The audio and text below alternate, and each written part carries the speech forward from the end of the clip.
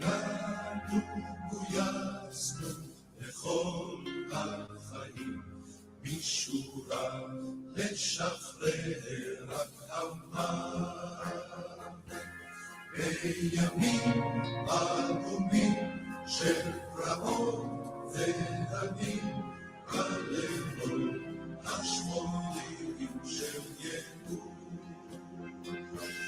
בערים, בכפרים, בדגלינו נרים, ועליו הגנה וחינוך.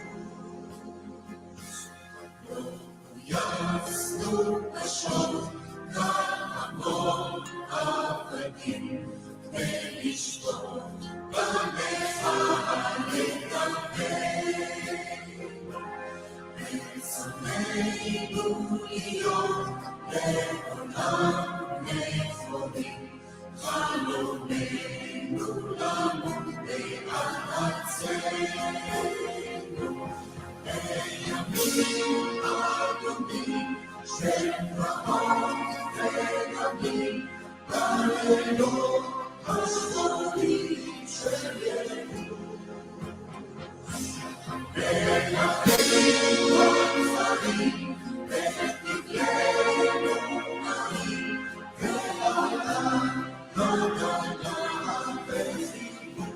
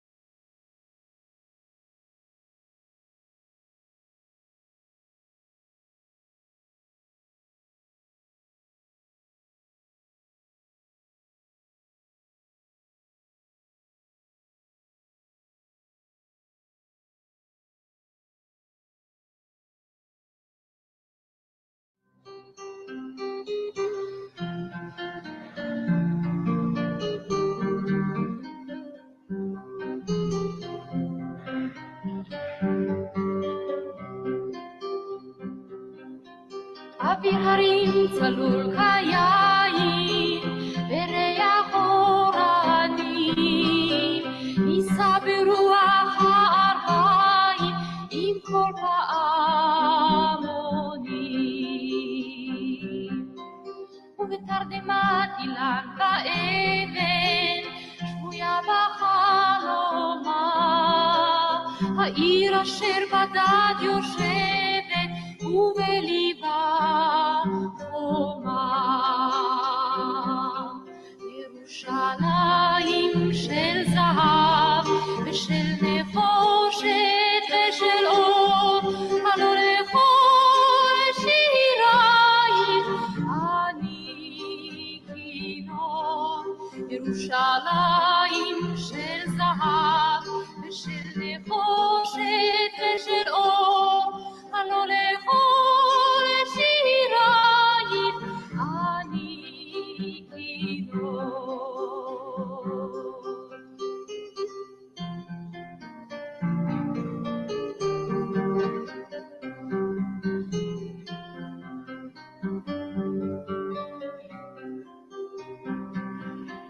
איכה יבשו בורות המים, כיכר השוק ריקה, ואין פוקדת הר הבית בעיר העתיקה.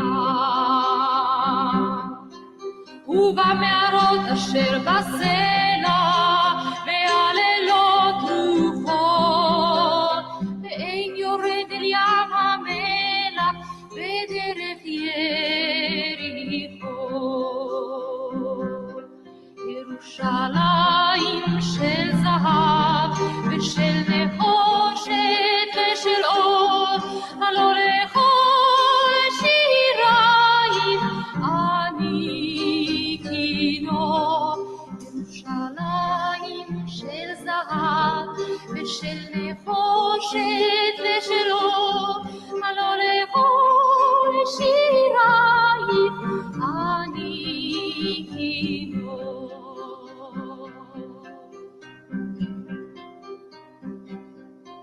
אך בבואי היום לשיר אליו ולך לקשור כתרים, קטונתי מצעיר בנייך ומאחרון המשוררים. כי שמך צורב את השפתיים, כי נשיקת זרה, אם אשכחך ירושלים אשר כולה זהב. ירושלים של זהב ושל נחושת ושל אור, הלא לכל שירייך אני כינור. ירושלים של זהב ושל נחושת ושל אור, הלא לכל שירייך אני כינור. כינור,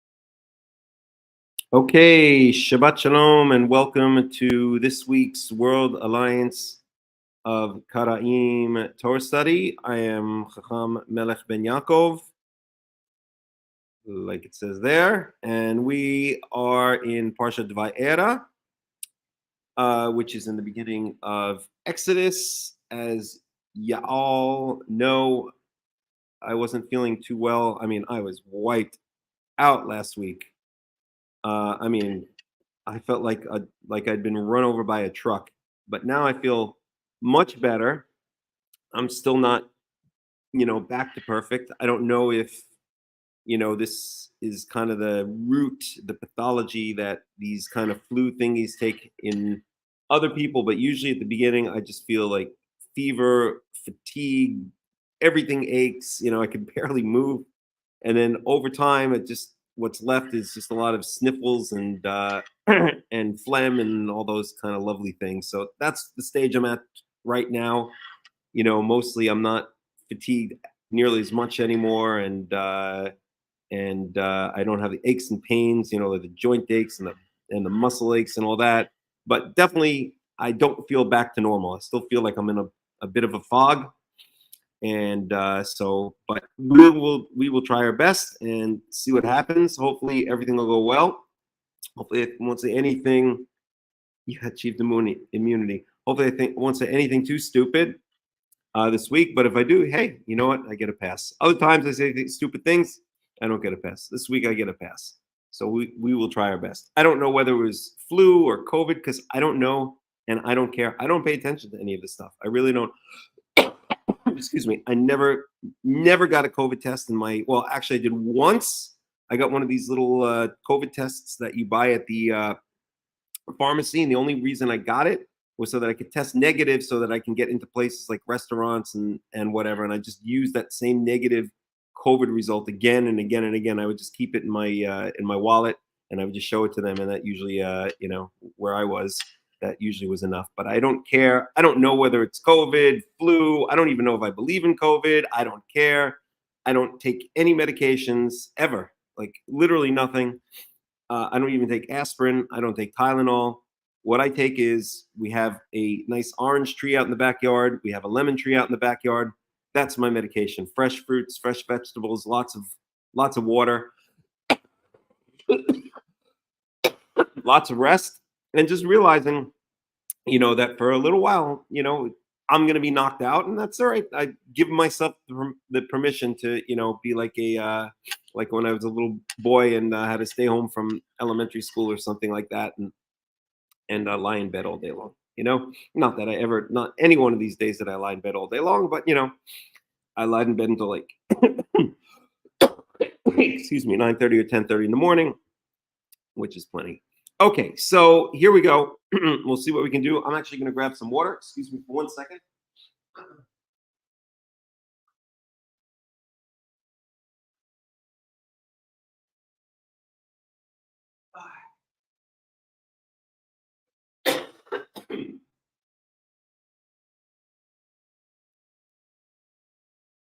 Okay, I'm back.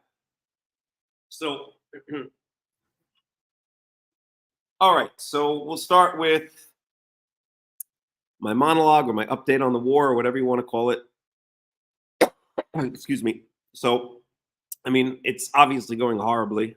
It's possible that Israel will achieve its short-term goals of somehow causing Hamas to stop for the meantime, but it's clear that what's happening by the idiot leaders that we have in place in Israel is only going to kick the can down the road. There's absolutely no way that Hamas is not going to be able to rebuild, because what's really being done is not being done. And I'll just leave it to the imagination. I don't want to get it thrown off of YouTube or off of Facebook, but let's just say that what the other nations accuse of us of doing is, I wish we were doing that. That's what we should be doing, but we're not doing anything.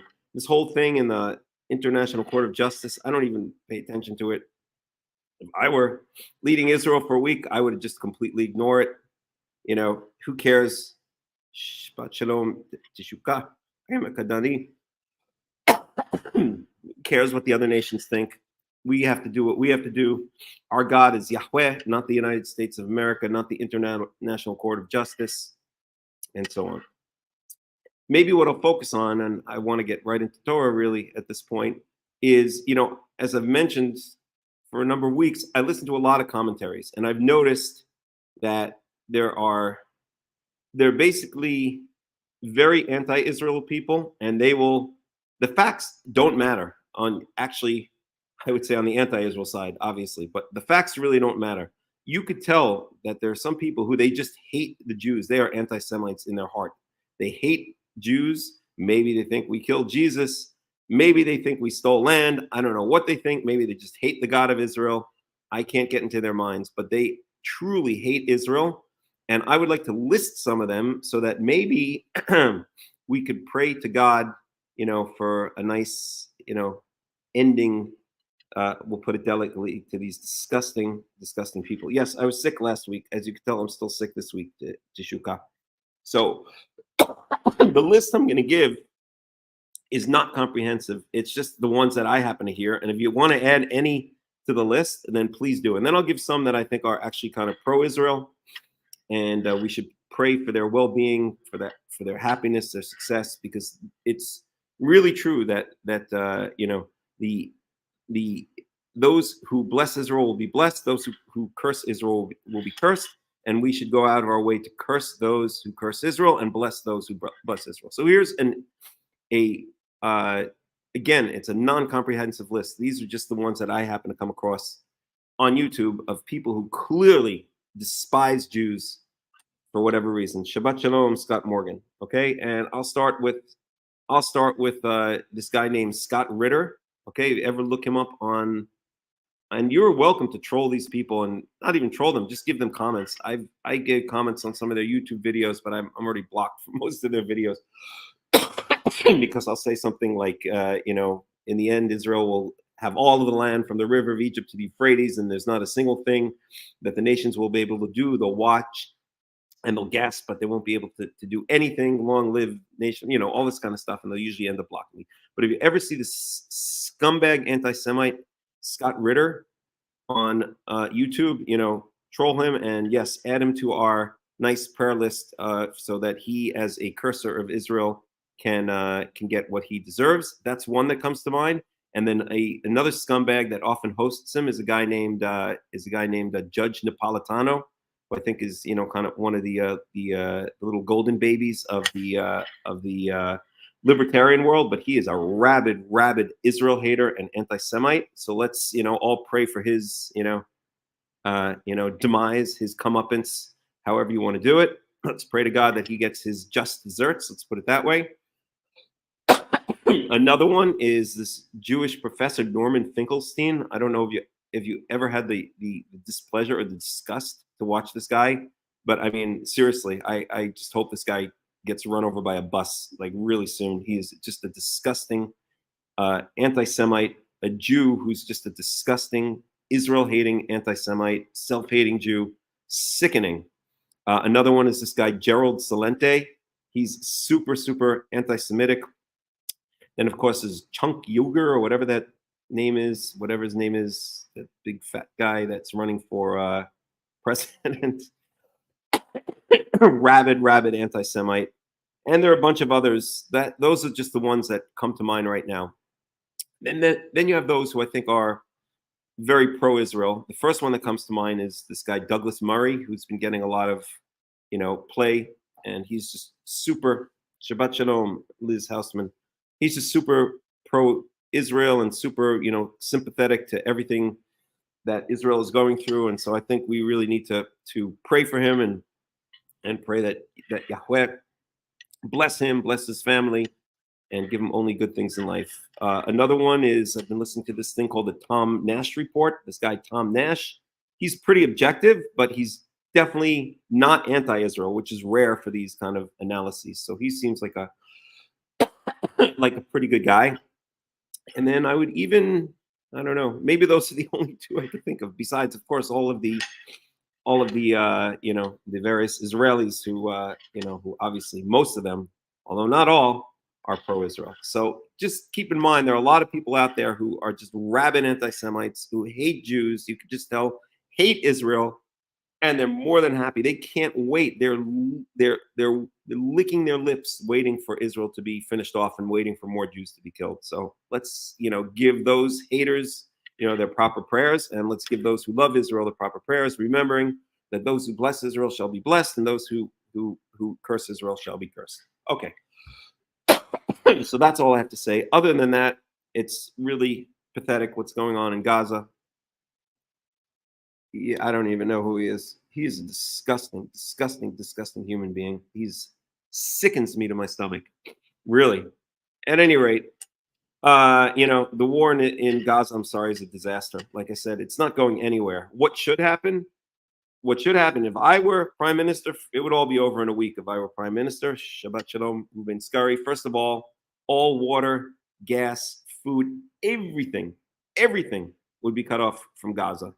Okay, and if I could cut off air, I would cut off air, and it would be stated that not a single drop of water, not a single drop of gas, not a single morsel of food comes or goes in and out of Gaza until every single one of those hostages is released, and then we'll think about it. Okay, I have a lot of other ideas. You know, I'll just keep them for myself because, you know, what's the point?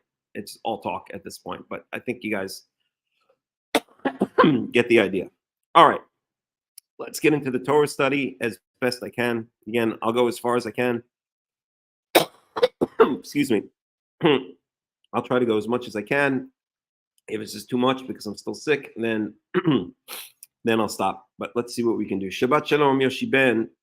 Shabbat shalom, Liz Hausman, Ruben Scurry. I think I said Shabbat shalom, everybody. Okay.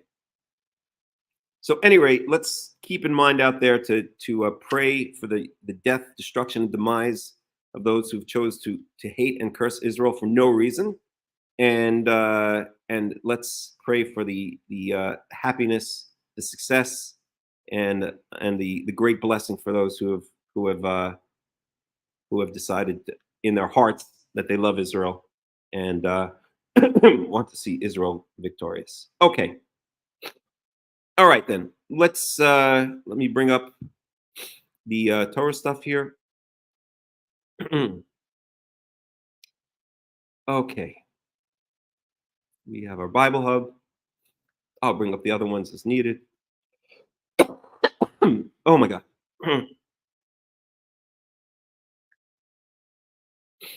All right. So let me share now. Let's get rid of this. Hide. This goes up, I guess. Then we share the screen. Share screen. Window. Boom. There we go. Okay. So unfortunately, we missed the beginning of Exodus because I was sick. So I guess what we should do is just pick it up with this week's Parsha. So this week's Parsha is Vaera. And that means we're starting off in Exodus 6, basically. So just as a real, you all know it. You know the story. There's so much to say that, you know, whatever. If I start talking about it, then we'll never get to this week's Parsha. So let's just go to where we're supposed to be. That's Exodus 6. Maybe we'll go back a little bit. Exodus 5.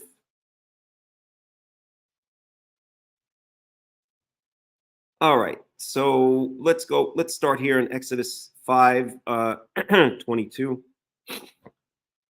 Let me switch it over to the Hebrew.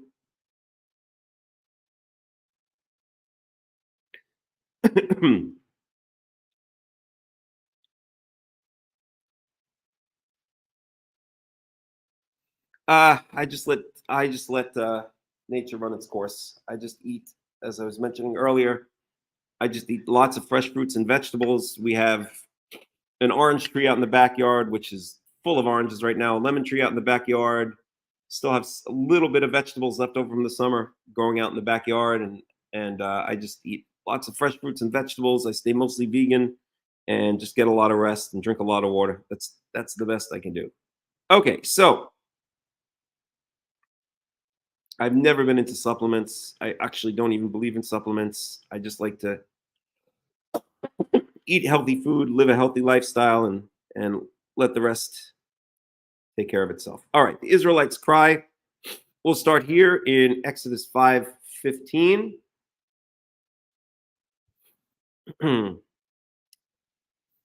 So verse 15. So wa yavo שוטרי בני ישראל ויצעקו אל פרעה לאמור למה תעסקו לעבדיך. So we have here these shotrei, usually translated as, well, how do they translate it here? Officers, okay? In modern Hebrew, shoter is a policeman, the mishtara is the police. I'm sorry.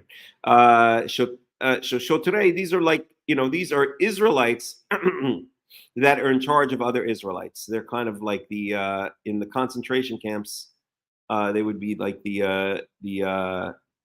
capos, right? So they are the taskmasters or the overseers of the Israelites, or the officers of the Israelites from within the Israelites. So we have to keep in mind that we have two things. We have nokshe paro. So the nokshim are usually translated as the taskmasters. These are Egyptians that are the taskmasters over the Israelites, and then the Israelites are kind of organized into a work groups, kind of like the concentration camps, and they have their own structure with their own internal Israelite officers over them, and those are the shotrim. Okay, so these shotrim, these representatives of the Israelites, or these officers over the Israelites, who themselves are Israelites, excuse me, it's Agul Paro, they cried out to Pharaoh, Lemor, Lama tasekola avadecha, why are you doing this to your slaves, to your servants? Okay, doing what? To put this in context, the Israelites were accused of being lazy, and now they have to go gather their own straw to make the bricks to build the the Arei Miskanot, usually translated as storage cities, of Ramses and Pitom. Okay, so verse 16, Teven en nitan la vodecha u levenim omrim lanu asu wahine avodecha mukim wahatat amecha. So they're complaining to Pharaoh that you're not giving us straw anymore, and we still have to make, and you're still telling us to make the same amount of bricks. So the situation has gotten worse. Since Moses showed up, the situation has not gotten better. It's gotten worse. And I had a whole, talk about this last year about why. Sometimes things have to run their natural course and hit rock bottom before they get better. And that's the situation here. So Moses it's kind of like, I don't know, what would be the example? If you jump onto a getaway train and it's going downhill, the second you jump on the getaway train, it's not going to stop, right? It's going to keep on going faster and faster because you've got to get in there, you have to get in the engine room, you have to hit the brakes, and then things will slow down and start turning around. And so things always in the Torah, they continue according to their natural momentum. We see this also. A great example of this that I like to use is that when Shabbat Shalom, everybody, is that when Noah gets off the ark, he's told by God that lifespans will no longer be as long as they were. That the lifespan of a man will be 120 years. But we don't see that right away. We see the lifespans go down from where they were, mostly in the 600s, 700s, 800s. They don't immediately become 120. They go down after that. If you look at the lifespans, they go down from the 600s to the 500s to the 400s till by the time of the patriarchs. So Abraham lives for, oh God, is it 175 years? Jacob, I think, is 147 years. So they're still above 120. Joseph lives for 110 years. So he's really kind of the first one that is within that 120-year lifespan. Of course, Moses lives for exactly 120 years. So things will continue in their natural flow until the decree of God turns them around. And that's what we see here. Okay. And another example I always like to give is I had the pleasure and displeasure. I taught excuse me, I taught school for a while, both in New York, that was quite an experience, and in Israel for about a year and a half in each place, junior high school and high school. I taught math and science. And I remember that once in a while, a kid would get a bad reputation of always being the one who's talking and acting out.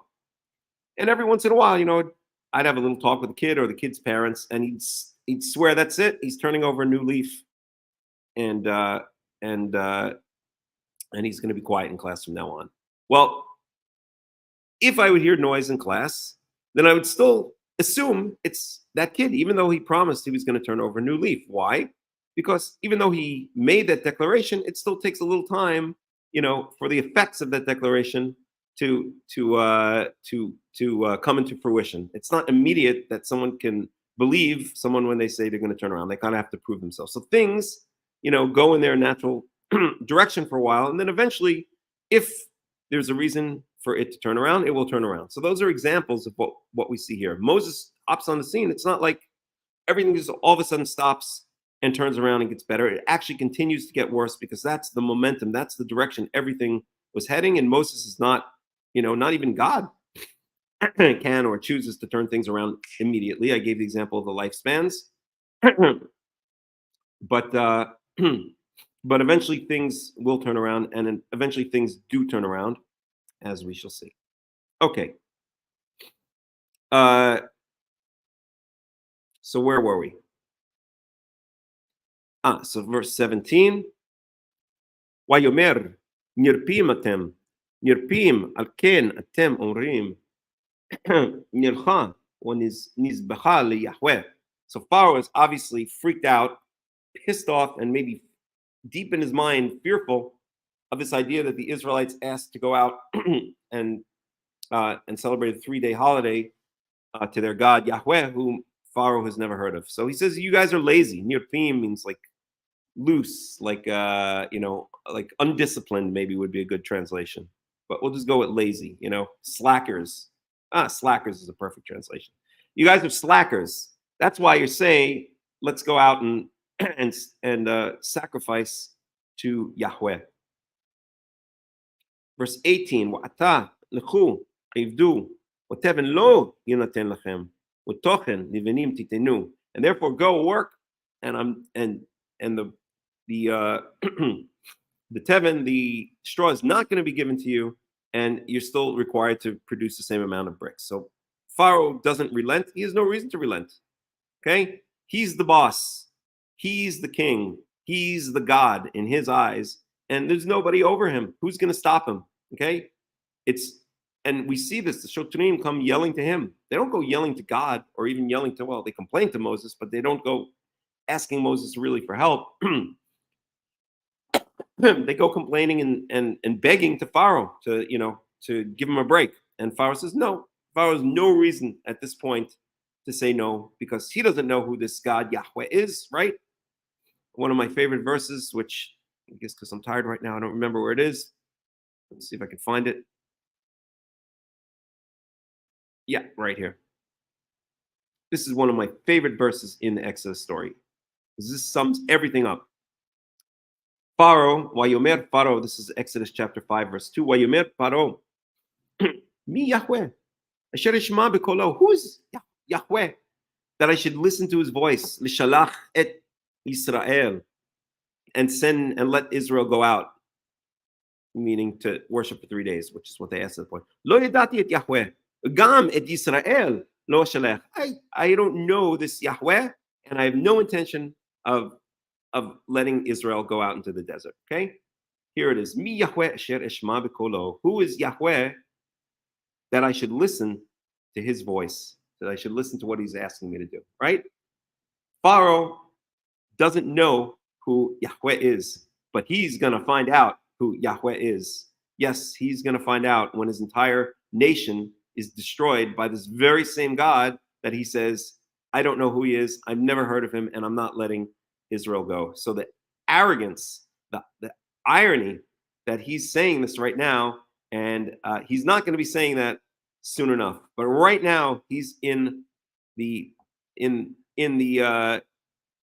on his throne, and he's in the position of power. He doesn't think he has to listen to anybody, and he has no intention of listening to anybody. There's no boss over him.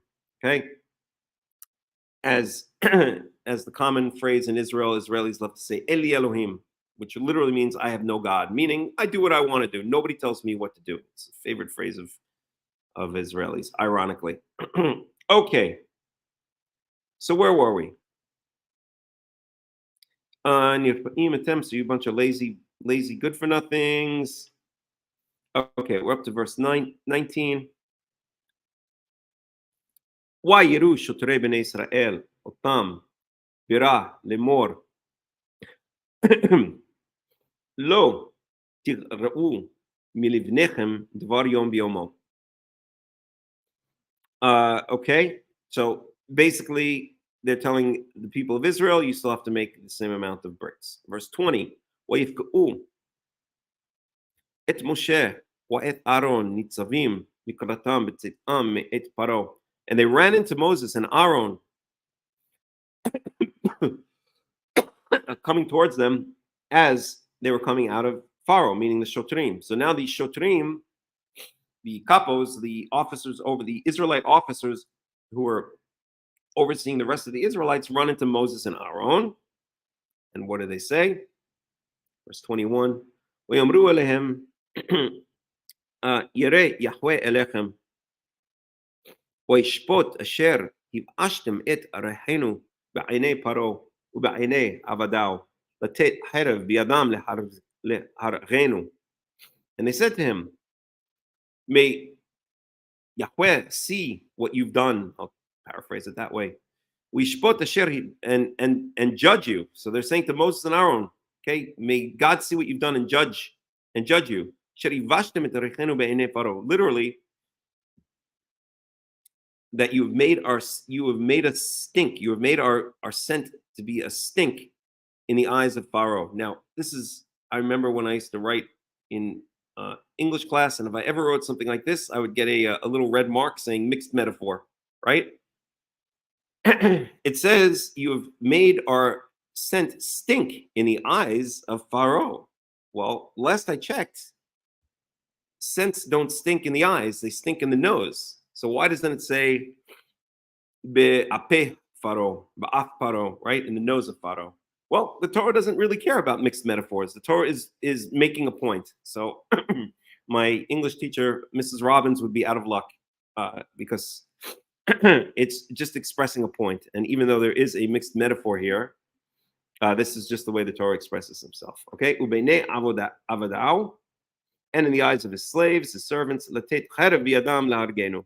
And what you've essentially done, okay, and you've put a sword in their hands to kill us. In other words, you're giving them, they want to kill us. They hate us.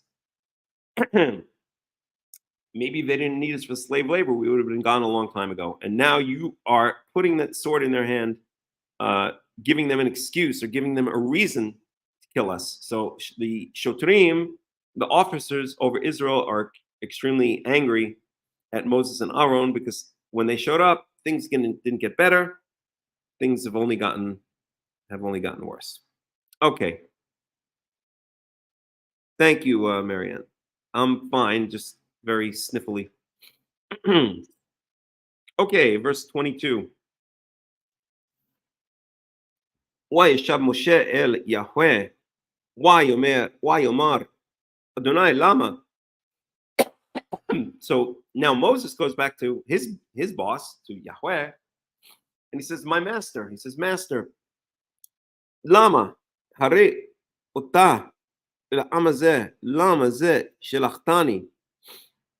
Why have you done bad things to these people? Why did you even send me? Remember, Moses never wanted this job to begin with. He wanted nothing to do with this.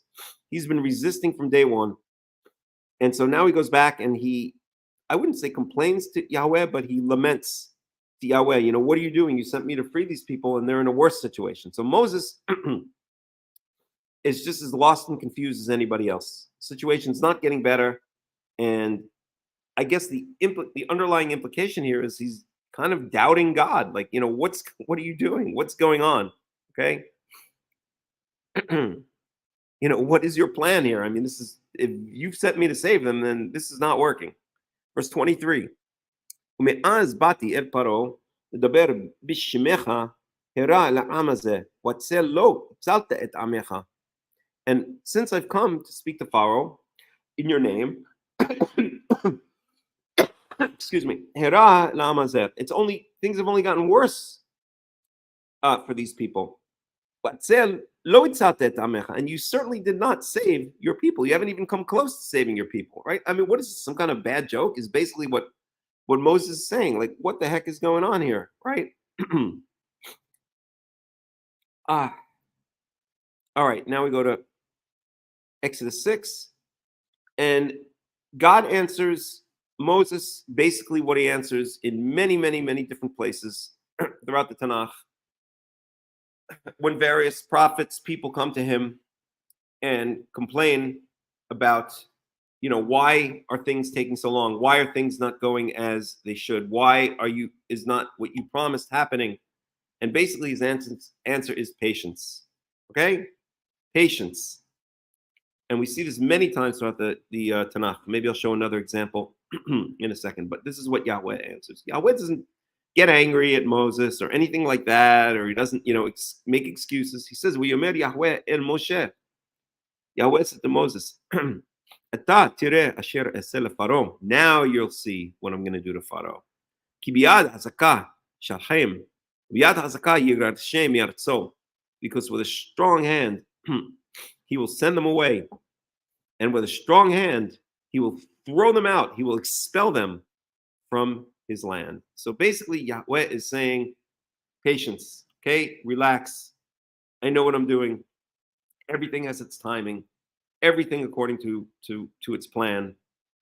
Everything according to the way it's meant to happen, okay? So just relax, okay? Salvation is coming.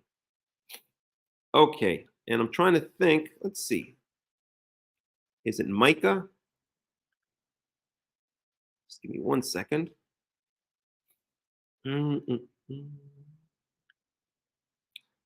No, it's not Micah.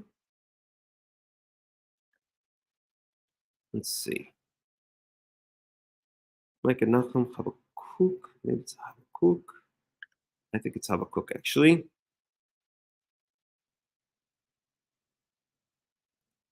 One second.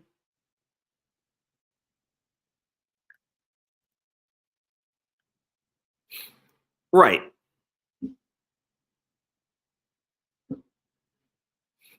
Well, I guess we don't have time to go through the whole thing.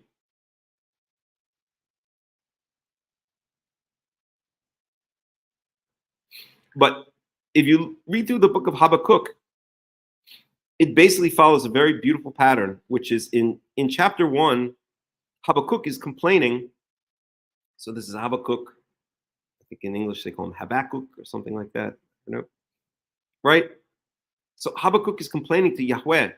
He says, Ad ana Yahweh, shiv'ati velo tishma, ez'ak elecha Hamas velo toshia. For how long or until when, Yahweh, shall I moan, shall I cry out, velo tishma, and you don't listen? Ez'ak elecha, I scream out to you, Hamas, about violence, velo toshia, and you don't do anything. You don't cause any kind of salvation. Lama tareni aven wa amal tabit v'shod v'hamas lenegdi wahi riv v'madon yisa. So lama tareni aven wa amal. Why must I see, or why are you showing me iniquity is usually the way they translate. Aven, amal is suffering. See, they translate here, trouble. Tabit, shod v'chamas. That you see, shod v'chamas, robbery and violence. Lenegdi, right in front of me, vayhi riva madon yisa, and there is argument and and conflict and isa, and you don't do anything about it. Nothing's done about it. Okay.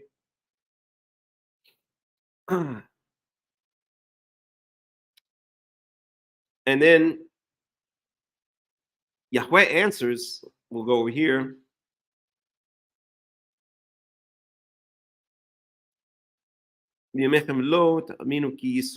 Okay, and then basically what Yahweh answers in Habakkuk chapter 1 verse 5 is Re'u b'goyim, look among the nations, v'habitu, v'hit mahu, and look upon them or gaze upon them, and you will be amazed. Hit mahu timahu, you will most definitely be amazed. Ki po'al po'el bimechem lo ta'minu ki yisupar, because something great, something is going to happen in your days while you're still alive. Lo ta'minu ki yisupar, and you will not believe what is going to be told, what is going to occur. Ki hineni mekim et hakastim hagoy hamar וَهَنِمْهَار ha'olech lemechavei aretz lareshet mishkanot lo. And then he says he's going to bring upon the Kastim, the Chaldeans. Okay, so basically what Yahweh answers is, yes, you're seeing a lot of injustice in the world. That's Habakkuk's complaint here. You're seeing a lot of injustice in the world. Oops, from here down to here. Okay.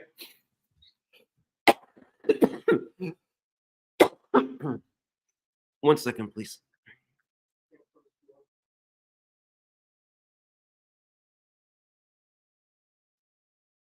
Sorry about that. You're seeing a lot of injustice in the world, okay? But something big is going to happen in your day, which is going to answer it. And that's going to be, in this case, I'm going to bring this very powerful nation, the Kastim, the Chaldeans, and they are going to be my hammer that makes a blow against all of this injustice that you see.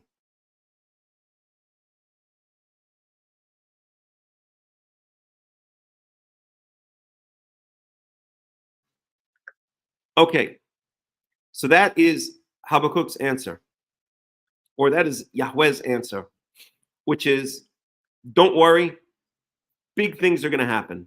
And this is an answer we see often throughout the Tanakh when various prophets,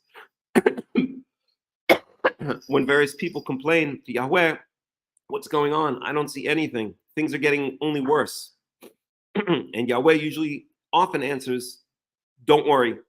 You're going to see what's going to happen. It's going to happen soon. It's going to happen in your days. Okay? We could take this lesson and we could apply it to our very days. We see how completely messed up the world is. It looks like it's getting worse every single day. But to those who are loyal to Yahweh, those who cry out to Yahweh, those who love Yahweh and love his Torah and wish to be in his presence, then his answer,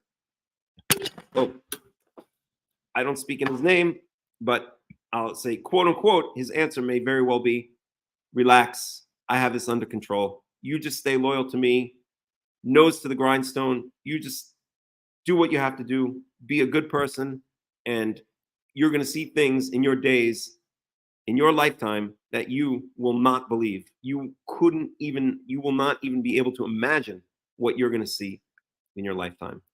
So that's often what Yahweh says, because as human beings, we're impatient.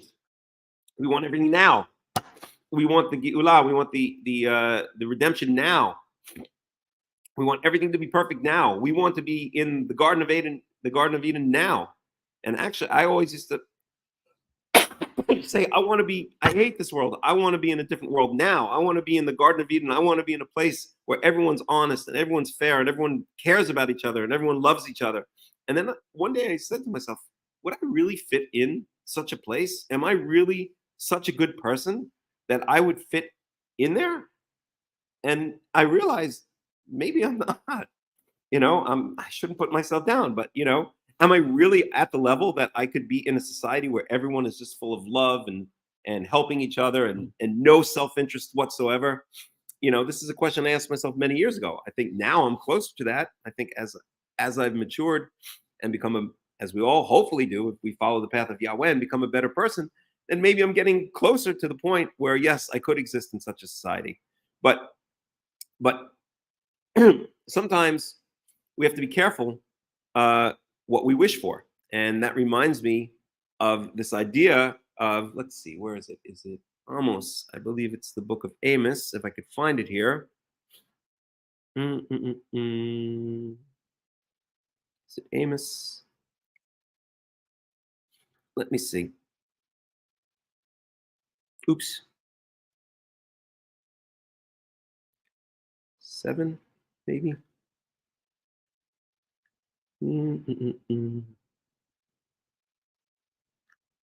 'Basket of grapefruit.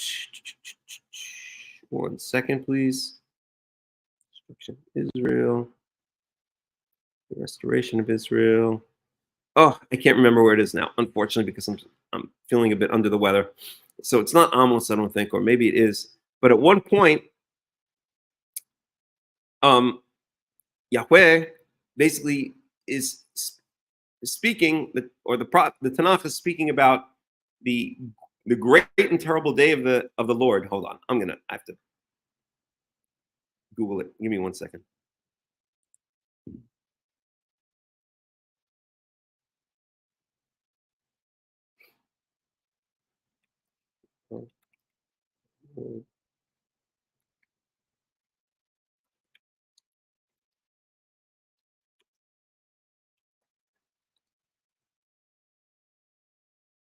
It is Amos 5.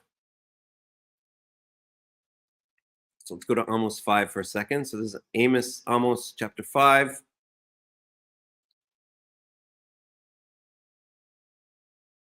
One second.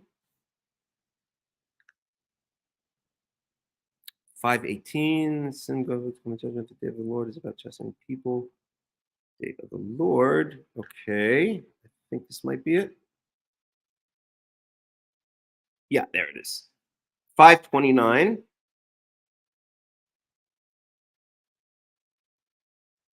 So let's start it here. We're in Amos chapter 5, verse 16. לכן כה אמר יהוה אלוהי צבאות, אדוני בכל רחובות מספד ובכל חוצות יאמרו הוי הוי, הו הו, וקראו עיקר אל אבל ומספד אל יודעי נהי. All right, maybe I'll pick it up a little bit later. חוק רמי מספר פוי המתאבים על יום יהוה, למה זה לכם יום יהוה וחושך ולא אור. Here, verse 18. So this is people crying out saying, times are bad. We want the day of Yahweh. We want Yahweh to show up on this earth and set things straight. And in verse 18, he says, Hoi, Hamit Awim El Yom Yahweh. And he says, woe to those who are waiting, or who lust is a bad word, who crave the day of Yahweh, the day of the Lord. Lama ze lachem yom Yahweh hu choshech velo or. What do you expect on this day of Yahweh? It will be a day of darkness, not a day of light. In other words, we want, or we think, or we hope that times are going to change, that Yahweh is going to show up and set everything straight. But on this day when he shows up, it's not going to be a day of light. It's going to be a day of darkness. It's not necessarily going to be a day of our salvation. It may very well be a day of our judgment. So be careful what you wish for, and let's each of us in our own way, myself included, make sure that when Yahweh finally does decide to show up on this earth and set things straight, that we have all gone through our things, our own pain, our own suffering, our own maturity, all of the things that we need to go through, so that when Yahweh finally does show up on this earth, that for us it's a day of light and not a day of darkness, that we're judged for good and not judged for bad. And so this theme we see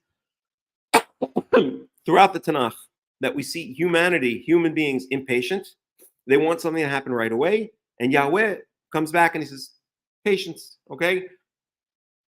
Everything will happen in its right time, in its right way, as it's meant to. And if you rush things like the day of Yahweh, the day of the Lord, then you may not get exactly what you expected. You may not get a day of great light. You may get a day of great darkness. So just take your time, sit back, let Yahweh do his thing, and let things happen in the time that they're meant to happen. And that's essentially, getting back to Exodus here, that's essentially what Yahweh says to Moses. He says, okay, just wait. Now you're going to see what's happening. I have my reasons, okay? I know what I'm doing. And now you're going to see things turn around, okay? Okay. Any comments, any questions? Oh my God. Anybody want to add anything to this before we go on?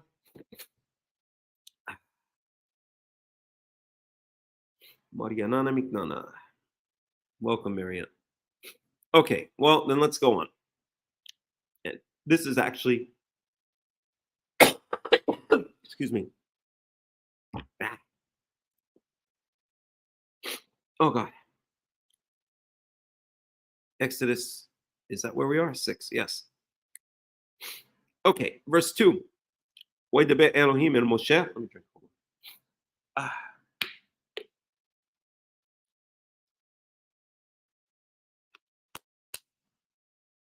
Waidaber Elohim el Moshe. Wayomer Elau ani Yahweh.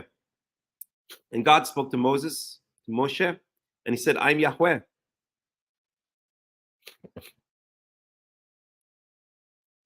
So usually when you have a phrase like this, I'm Yahweh, it usually means that Yahweh is going to, God is now going to point out something that he's going to do, okay, or some big thing that's going to happen. And that's indeed the case here. Verse 3, Vaera el Abraham el Yitzhak wa el Yaakov el Shaddai. And I appeared to Abraham, Isaac, and Jacob as El Shaddai.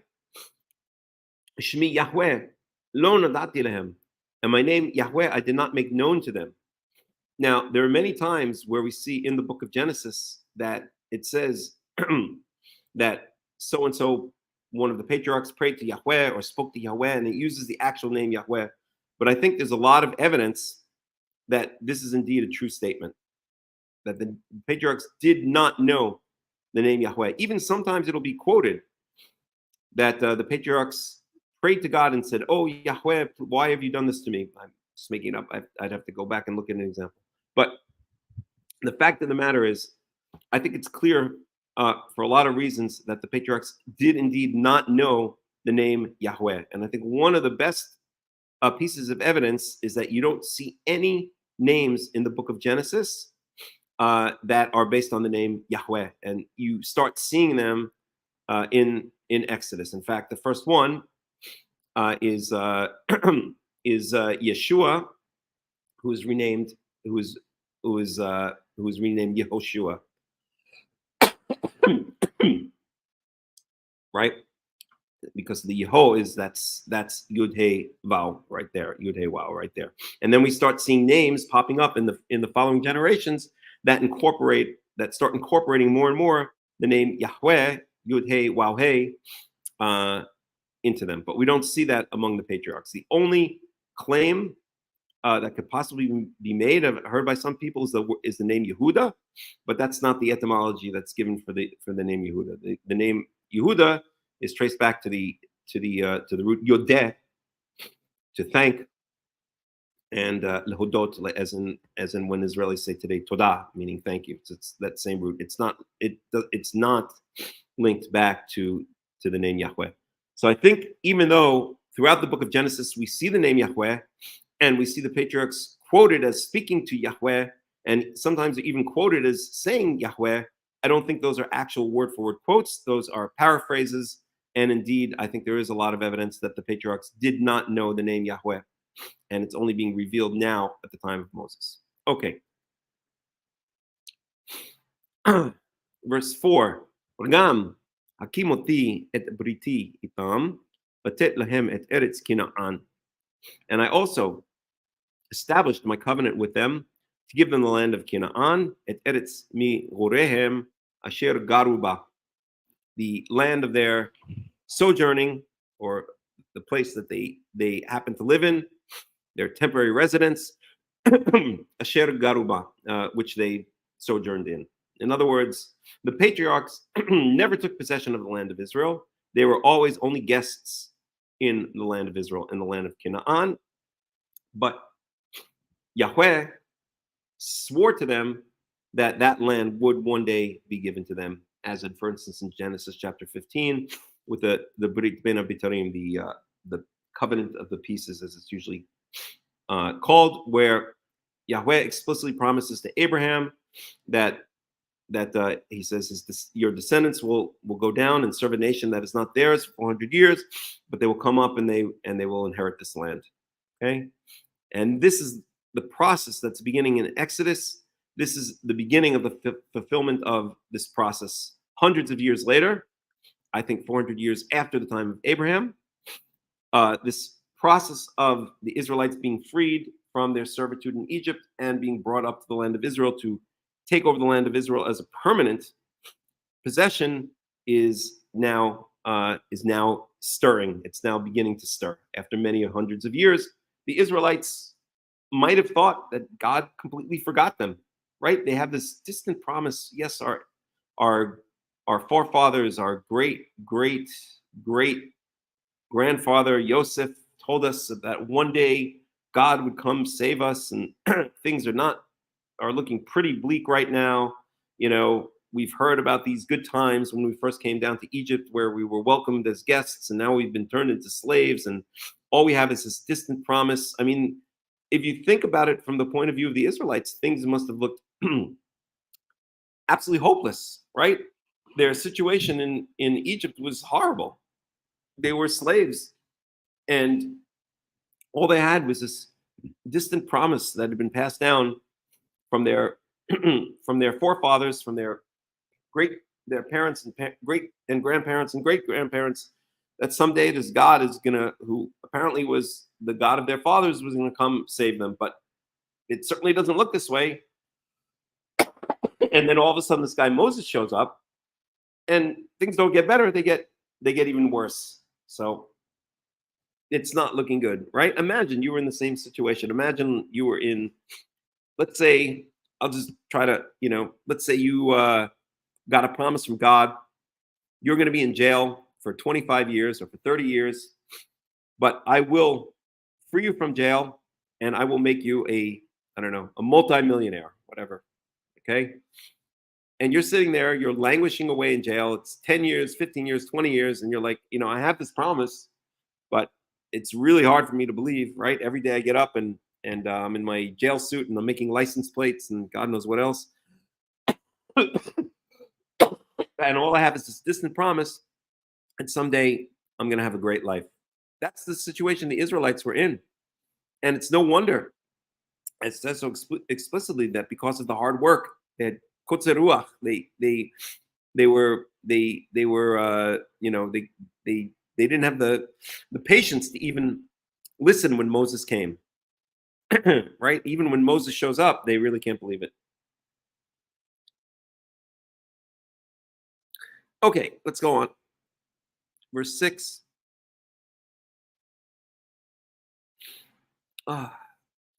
לכן אמור לבני ישראל, אני יהוה, והוצאתי אתכם מתחת סבלות מצרים, והצלתי אתכם מעבודתם, וגאלתי אתכם בזרועה נטויה ובשבטים גדולים. Therefore, say, and this is God speaking to Moses. Did I skip a couple of lines? I did. I skipped line 5. Let's go back to line 5. So again, oh my God. This is God speaking. This is Yahweh speaking to Moses. Verse 5. Ram ani shema'ati et na'kat b'nei Yisrael asher Mitzrayim. Sorry. Asher Mitzrayim Ma'avidim otam, uskoret briti. And now I've heard the moans, the cries of the children of Israel that Egypt is enslaving them. Uskoret briti, and now I've remembered my covenant. So God, the time has come. The time has come. Whatever that song was. Right? The time has come. God, everything is timing with Yahweh. Everything is timing. And now the time has come. It's essentially what Yahweh is telling Moses to tell the Israelites. Okay? Yes, it's been hundreds of years. Yes, you may have completely lost hope. You may have forgotten about me, but I didn't forget about you. I was just waiting for the right time. And that time is now. The time is pregnant for things to happen, right? A lot of times it's nimshal. It's compared to a birth. A woman is pregnant for 9 months, and then when that time is right, all in a period of hours, then it's all over, right? There's a new life in this world. Well, it may have been hundreds of years, but now it's all going to be over. Now the time is right, and things are going to happen.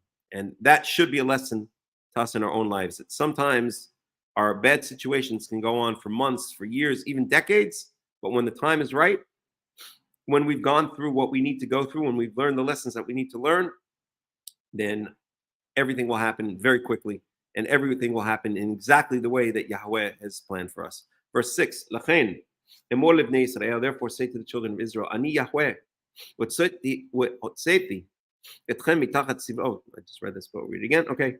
Therefore say to the children of Israel, I am Yahweh, hotzeti etchem mitachat tzivot Mitzrayim, and I will take you out from under the sufferings of Egypt, hotzati etchem mi'avodatam, and I will save you from their enslavement. And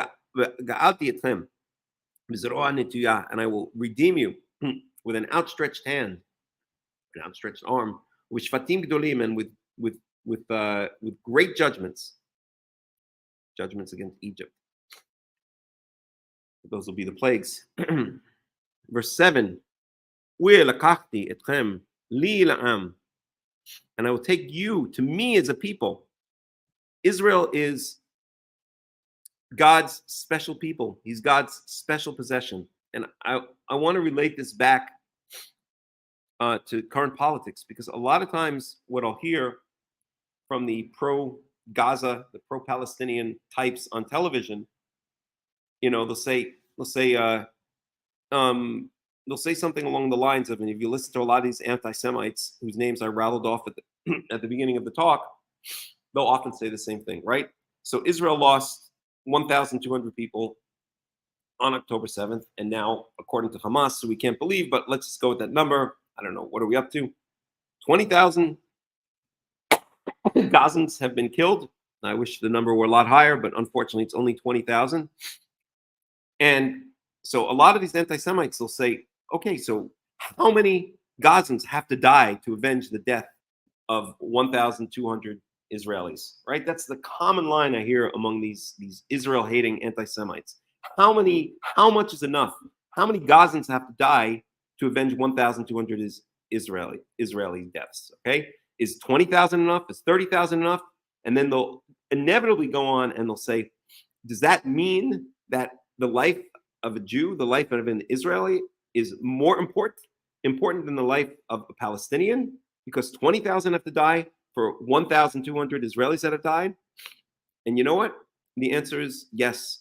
The answer is yes. The life of an Israelite is more important than the life of a Palestinian. And I'll explain what I mean by that.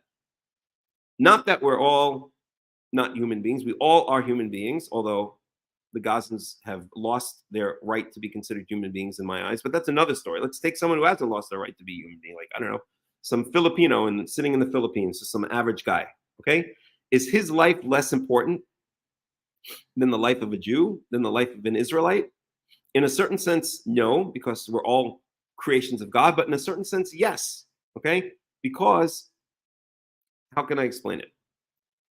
What's more, first of all, me as a Jew, as an Israelite, my own people's life is worth more than those who are not my own people. Just as for any normal person, the life of one of their family members would be worth much more than the life of someone they don't know at all, right? It would be like asking, what's more is to you, is your brother's life or is your sister's life or is your mother's life more important than the neighbor's life? Yeah, you better believe it is. You absolutely better believe it is. In fact, my mother's life is more important than thousands of neighbors, hundreds of thousands of neighbors, millions, billions of neighbors, right?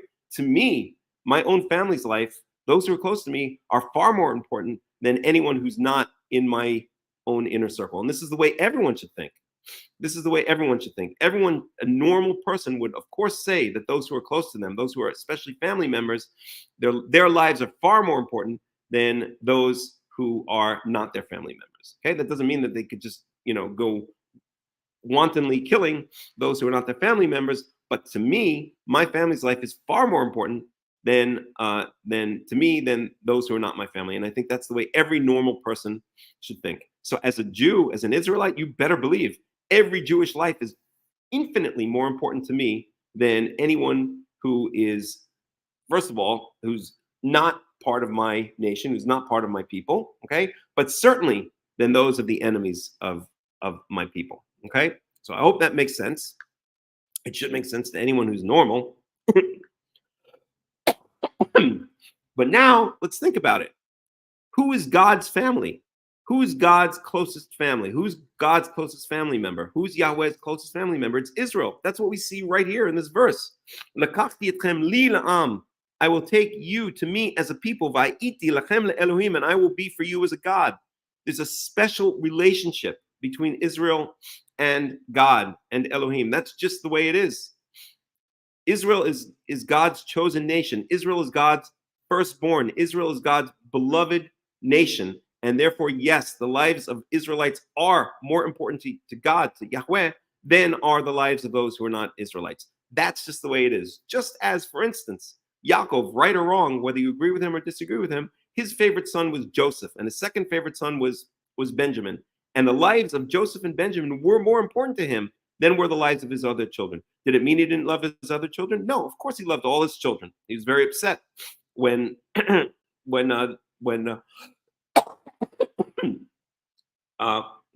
Shimon was stuck down was imprisoned down in Egypt, right? But the lives of Joseph and Benjamin, who were the children of his beloved wife Rachel, were the most important to him. And it's the same way with Yahweh. The lives of his beloved nation Israel are the most important to him. They are worth more in that sense than the lives of the people from the other nations. Now, it doesn't mean that God doesn't love the people from the other nations. It just means that there's a special relationship. God considers Israel to be his own nuclear family, very, very close to him. And just as I would consider the lives of the people in my nuclear family to be infinitely more important than those who are outside my nuclear family, so Yahweh considers the lives of the Israelites to be infinitely more important than those who are not, I won't say infinitely more important, but much more important than those who are not part of Israel, and certainly for those who are the enemies of Israel, because anyone who's an enemy of Israel is an enemy of Yahweh. So I hope that makes sense. And we see this encapsulated in this verse right here. So I don't think Israel should ever be embarrassed to say, yes, the life of, in my eyes, since I'm Jewish, so therefore all Jews are like my family, the life of one Jew is more important than the lives of, I won't say non-Jews, I'll say certainly of the enemies of Israel, are more important than the lives of all of the enemies of Israel. I would be happy to kill every single last enemy of Israel on planet Earth rather than put the slightest risk to the life or even the well-being of a single Jew. And that's the way a normal person should think. And anyone out there from the other nations who loves the nation of Israel because they love Yahweh, if you love Yahweh, you love the nation of Israel, even though the nation of Israel has over the millennia and continues to sin to this very day, but you love at least what Israel is supposed to be, right, would realize that there's a special relationship between the people in the nation of Israel and Yahweh. And those who are outside who love the nation of Israel, they, in a certain sense, they become under that protection of Yahweh. Because of their blessing the nation of Israel, they themselves are blessed. I hope all of that It makes sense. So the answer is yes. From my point of view, the life of a Jew, the life of an Israelite is more important than the life of a non-Israelite. But at the very least, because they're my own people, they're my own family, but even more so, or much more so, than the lives of those who are the enemies of Israel. That goes without saying. Okay? Okay, verse 7. "ולקחתי אתכם לי לעם והייתם לכם לאלוהים וידעתם כי אני יהוה אלוהיכם המוציא אתכם מתחת סבלות מצרים." And by the way, please don't misunderstand me on that. I don't think if someone is not an enemy of Israel, then I think obviously they are human beings, they are children of God, they should be respected and protected, and they should have all the rights that every human being should have. But there's a special relationship between Israel and Yahweh, which cannot be said exists between Israel and the other nations. Okay. Okay, verse 7. "ולקחתי אתכם לי לעם והייתי לכם לאלוהים." I think I read this. It's like the third time I'm reading this, but I will take you to me as a people, and I will be for you as a God. וידעתם כי אני יהוה אלוהיכם, and you shall know that I am Yahweh, your God. המוציא אתכם מתחת סבלות מצרים, and you will know that I am Yahweh, your God, who takes you out from under the suffering, the oppression, sufferings of Egypt. Verse 8. "והבאתי אתכם אל הארץ אשר נשאתי את ידי לתת אותה לאברהם, ליצחק וליעקב." And I will bring you to the land which I raised my hand. That's a descriptive way of saying swore, which I took a solemn oath upon. לתת אותה לאברהם, to give it to Abraham, Isaac, and Jacob. ונתתי אותה לכם מורשה, אני Yahweh. And I will give it to you as an inheritance. I am Yahweh. So again, we have the phrase or the speech ends in Ani Yahweh, I am Yahweh, and it started in Yahweh with Ani Yahweh, I am Yahweh. So here in verse 2, Yidaber Elohim el Moshe Yomer elav Ani Yahweh.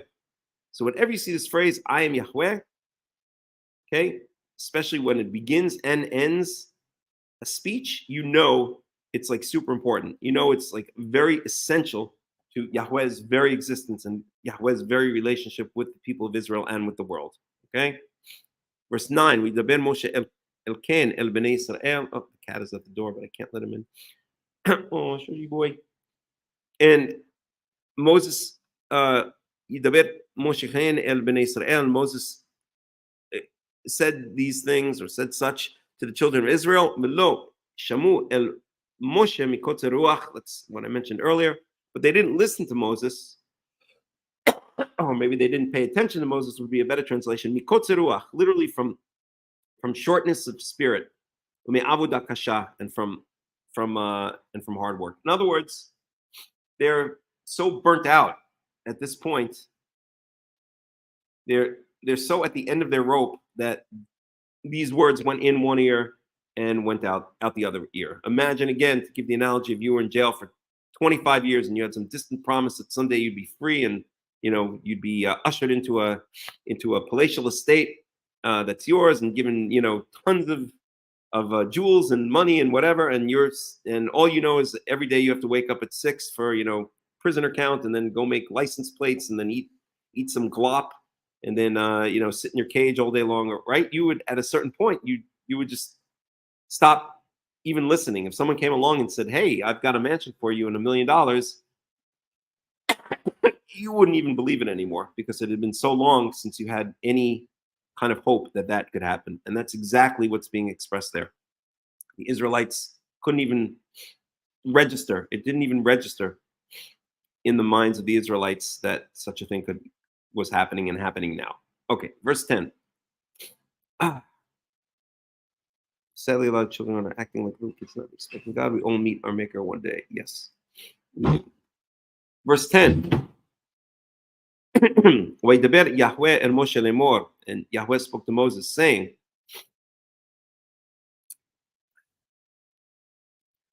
"בוא דבר אל פרעה מלך מצרים וישלח את בני ישראל מארצו."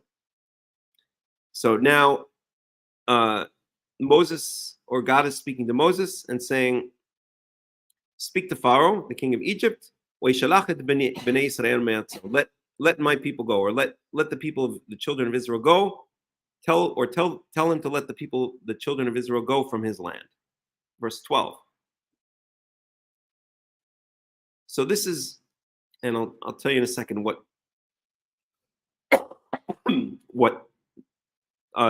purpose these verses serve. Okay, verse 12. וידבר משה לפני יהוה לאמור. And Moses spoke before Yahweh, or spoke to Yahweh, לאמור, saying, הן בני ישראל לא שמעו אליי, ואיך ישמעני פרעה, ואני ערל שפתיים. And so Moses, in his typical humble kind of way, in his typical aversive kind of way, he doesn't want this job, never wanted this job, he still doesn't really want this job, and certainly doesn't believe in his ability to do anything here. He's like, he pretty much still has the idea, like, what am I doing here? Like, why did you pick me of all people, and send me to speak to Pharaoh? Who am I? So Moses spoke before Yahweh and said, Hen b'nei Israel lo shamu elai. Behold, the children of Israel didn't paying attention to me, and that's what we saw right up above, right? From this, they were at the end of their ropes. And how do you expect Pharaoh to pay attention to me? And on top of it, literally, I am uncircumcised in the lips. I'm not a good speaker. I'm not eloquent. This is not right for me. I'm not a smooth talker. I don't know what to say. I don't know how to say it. So that's what Moses is saying, right? Moses is coming back with a logical argument, saying, my own people wouldn't listen to me. I gave them this whole speech, right? I told them everything. That's what we saw here. Okay, verse 9. Moshe told all of this stuff to the children of Israel, and they wouldn't listen. From shortness of spirit and due to their hard work. Okay. So now Moses is saying, you want me to go to Pharaoh? My own people wouldn't listen to me. The people who you're supposed to save, they wouldn't listen to me, and you expect Pharaoh to listen to me? Basically, what this is doing is this is now going to introduce, now we're going to get to the plagues. Okay? So this is a typical introductory sentence that you'll see in the Torah, where you kind of have an introductory sentence, and another key that's an introductory sentence is followed by a genealogy. Because now we're going to kind of go back a little bit. We're going to get things in perspective, okay, from here down to here, before we move forward. So this is basically right here, and we see here a peh, which is a parsha petucha. It basically means it's a Jewish or Masoretic chapter end. Right, so here starts really a new chapter.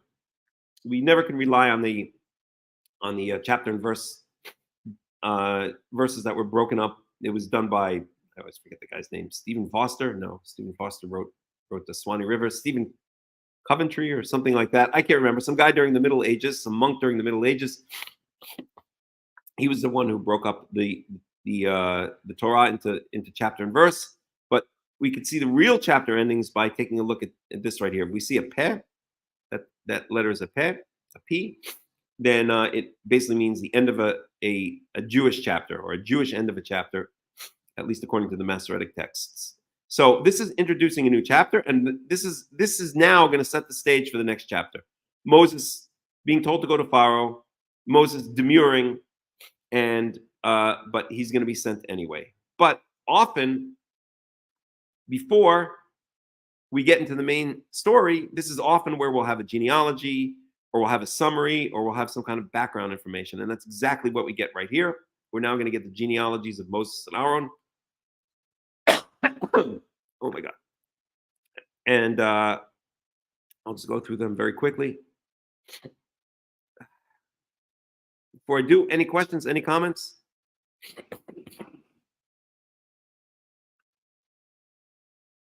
Anybody? All right, let's go on. Okay. Oh, God.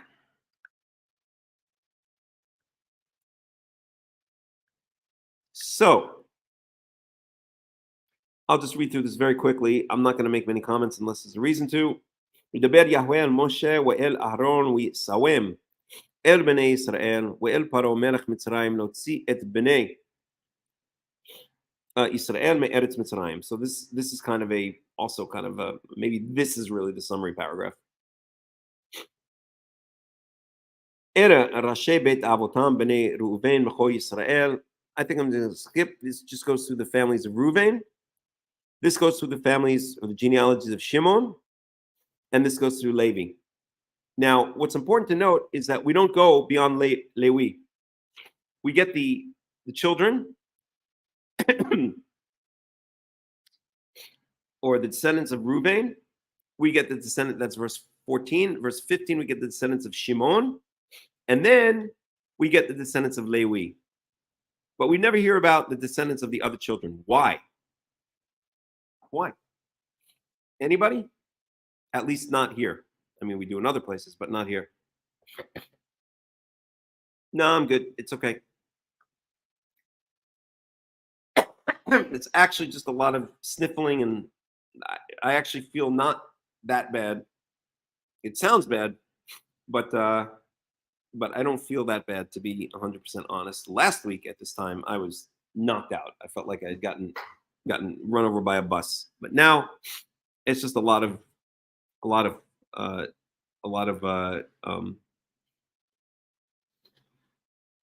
okay, that is a good guess. It's true. They were the children of Leah, but there are 6 children of Leah, and only 3 are mentioned here. Anybody else?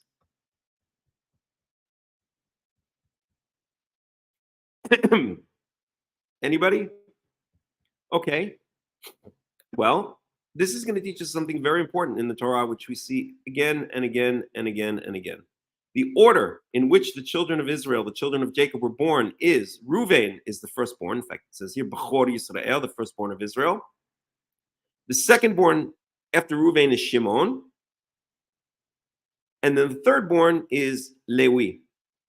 Moses is descended from the thirdborn, from Levi. So really, the whole point here is Moses and Aaron, secondarily. But Moses and Aaron, what the Torah is really interested in here is the genealogies of Moses and Aaron, but it's not respectful. It's considered protocol. I don't like, maybe the protocol is the wrong word, but it's considered acceptable and honorable, or I can't even think of the word I'm thinking of, but you have to mention, if you're going to mention the thirdborn, it would be improper not to first mention the firstborn and the secondborn. You have to give the proper respect to the order in which the children were born. So the Torah has to give us the genealogy, at least the basic genealogy, or at least give a mention to Reuven, the firstborn, and Shimon, the secondborn, before the Torah can really get down to business, the business that it wants to examine here, which is the genealogy of the thirdborn, which is Levi. And that's what's going on here. That's why none of the other children are mentioned, because once we get to Levi, that's all we need. But we cannot mention Levi, the thirdborn, without mentioning Reuven, the firstborn, and Shimon, the secondborn. It would be considered disrespectful to their position within the hierarchy of firstborn to lastborn. Okay, so now we get to Levi over here.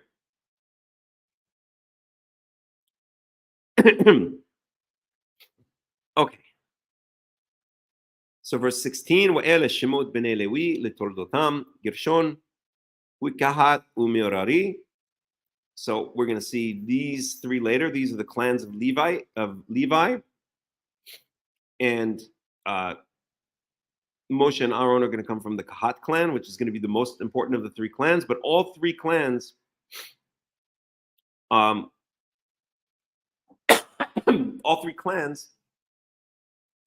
going to be given specific roles when we get to the point where we're speaking about the tabernacle. Okay, Shnei Chaye Lewi Sheva Ushloshim Umeat Ma'at Shana, 137 years. Verse 17. Ubnei Gershon Livni Ushimi Lemishpachotam. So that's Gershon. Ubnei Kahat Amram Yitzhar Hebron Uziel Ushnei Chaye Kahat Shalosh Ushloshim Ma'at Shana, 133 years. So here we have the children of Kahat, and one of them is Amram. The firstborn of Kahat is Amram. Okay, so and Amram is the father of Moses. Okay, so that's going to lead up to Moses. Verse 19. But since we're speaking about the Levites in general here, we're going to go on. Uvnei Mirari Machli Umushi Ele Mishpachot Alewi Litoldotam. Okay. Verse 20. Waikach Amram et Yocheved do dato lo liisha. So Amram took his aunt Yocheved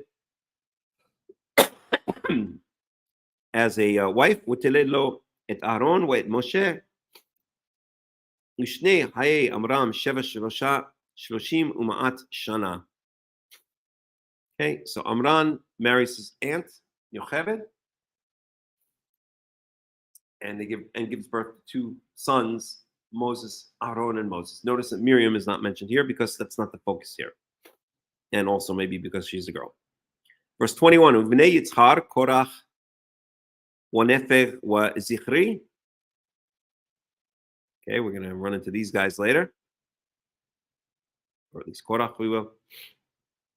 22. Uvnei Oziel Mishael El Safan wa Sitri. Notice that none of these names have Yud Hey Wow anywhere in them, right?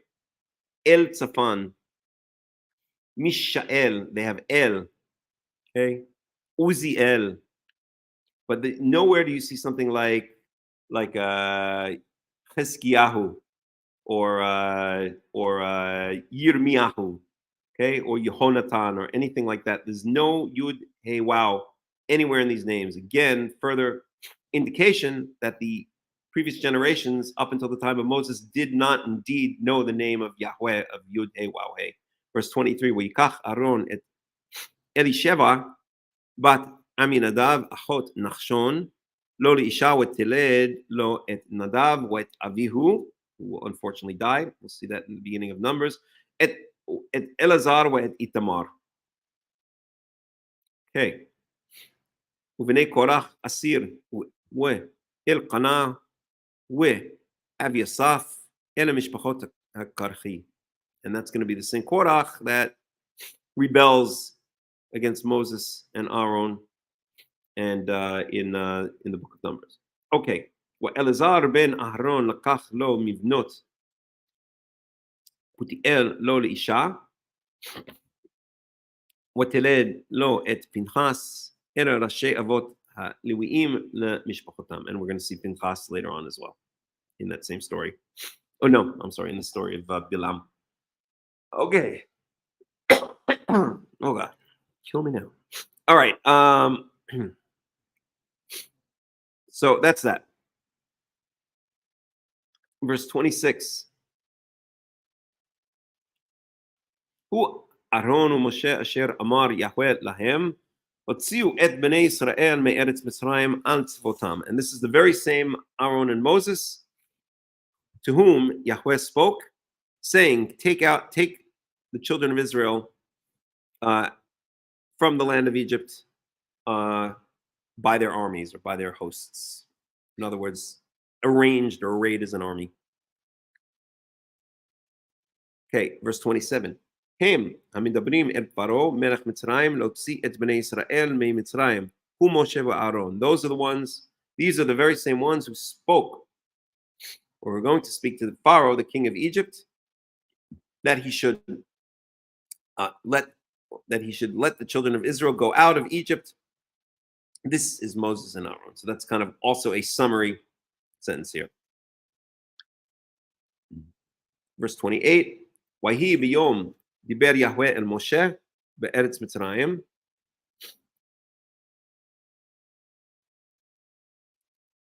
וידבר יהוה אל משה לאמור. So it was on this day that Yahweh spoke to Moses in the land of Egypt.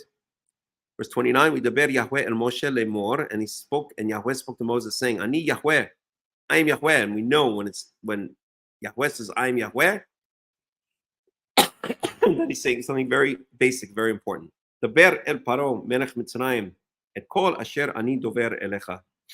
Speak to Pharaoh, the king of Egypt, all that I speak to you, all that I tell you to say to him. Verse 30, Wayomer Moshe lifnei Yahweh. And Moses said before Yahweh, Hen ani arel sfatayim. Behold, I am uncircumcised. I am uncircumcised of lips. Me'ech yishma elai Pharaoh. And how do you expect that Pharaoh is going to listen to me? Okay, so again, Moshe is very much doubting his ability and his credentials and his basic makeup to be able to take on the task that Yahweh has assigned to him.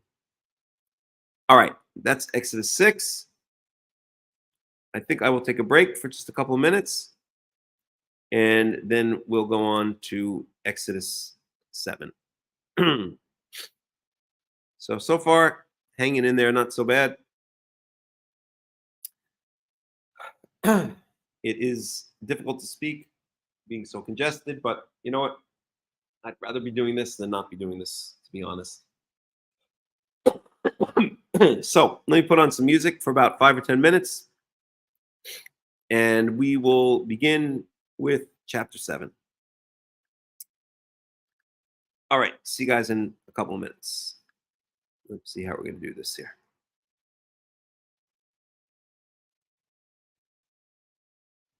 Okay, that works.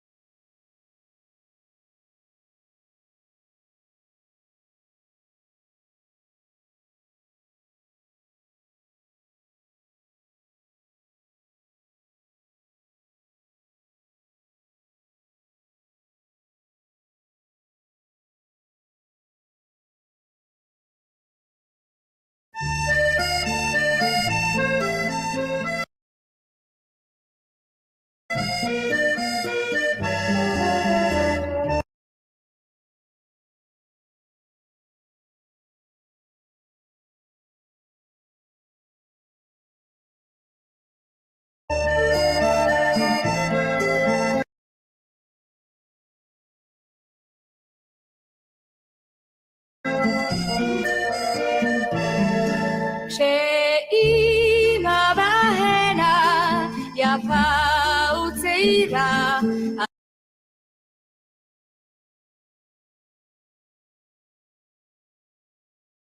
אז הבעל גבעה בנה לבית חלפו האביבים חצי ועברה את טלטלים הפכו שיבה בינתיים אבל על חוף ירדן כמו מאומה לא קרה אותה הדומיה וגם אותה התפאורה חורשת האקליפטוס הגשר הסירה וריח המלוח על המים חורשת האקליפטוס הגשר הסירה וריח המלוח על המים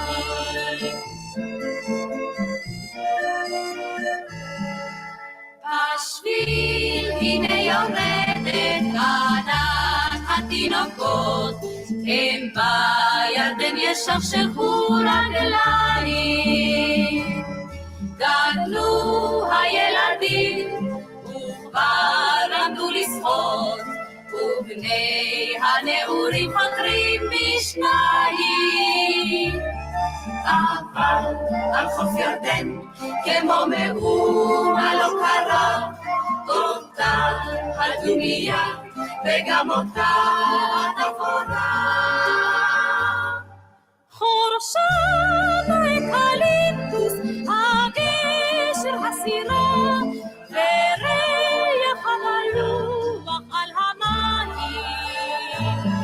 חורשת האקליפטוס הגשר הסירה וריח המלוח על המים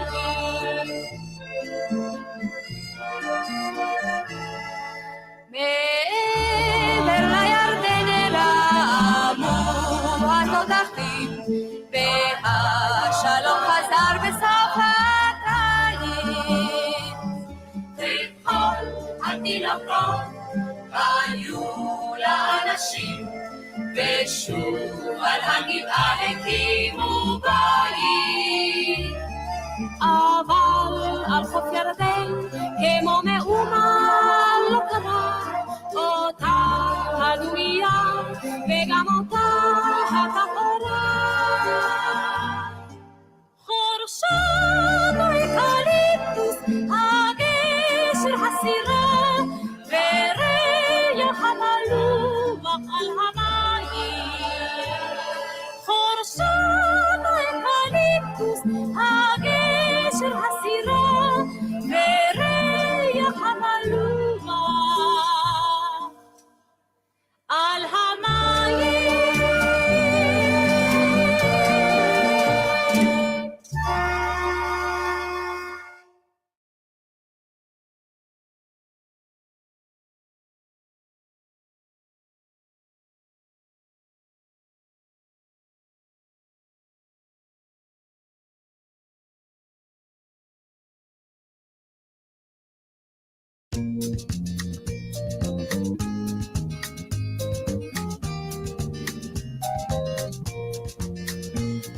הייתי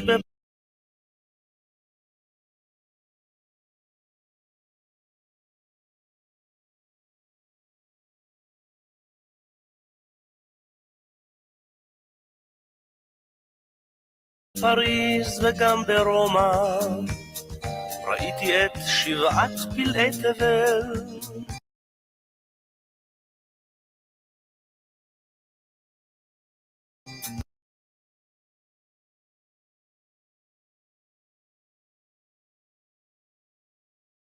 בקוטב הצפוני וגם דרומה, אך אין מקום כמו ארץ ישראל,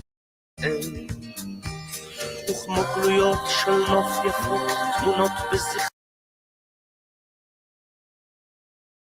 בזיכרוני עפות, כמו בעד עדשה של מצלמה, בתרמילי אותן אסע לכל מקום בכל מסע, קטעי פסיפס מתוך תמונה שלמה. שלום לך ארץ נהדרת, עבדך דל נושא לך שיר מזמור, גם אם לעתים נודד אני על דרך, מה טוב לנדוד אך טוב יותר לחזור.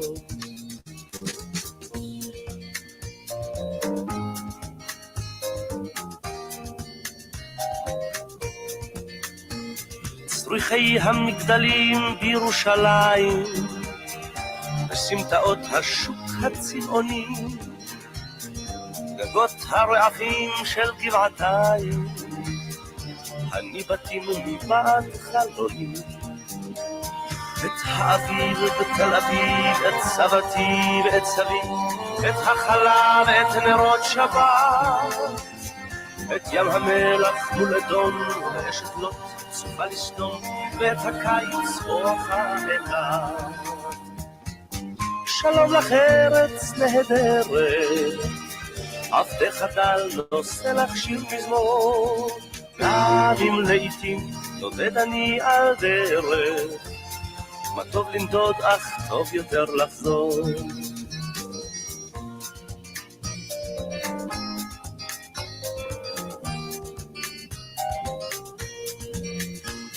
מימיה הכחולים של הכנרת והרקיע התואם מעט, והרגשת הבית המוכרת בתוך אורכי זורמת כמו חשמל. הרי גליל והשומרון, הפרדסים שבשרון, וילדים בגן המושבה, את הכרמל ואת הים, אחד אחד ואת כולם, תמיד קורצים אומרים ברוך הבא. שלום לך ארץ נהדרת, עבדך דל נושא לך שיר מזמור, גם אם לעתים נודד אני על דרך, מה טוב לנדוד אך טוב יותר לחזור.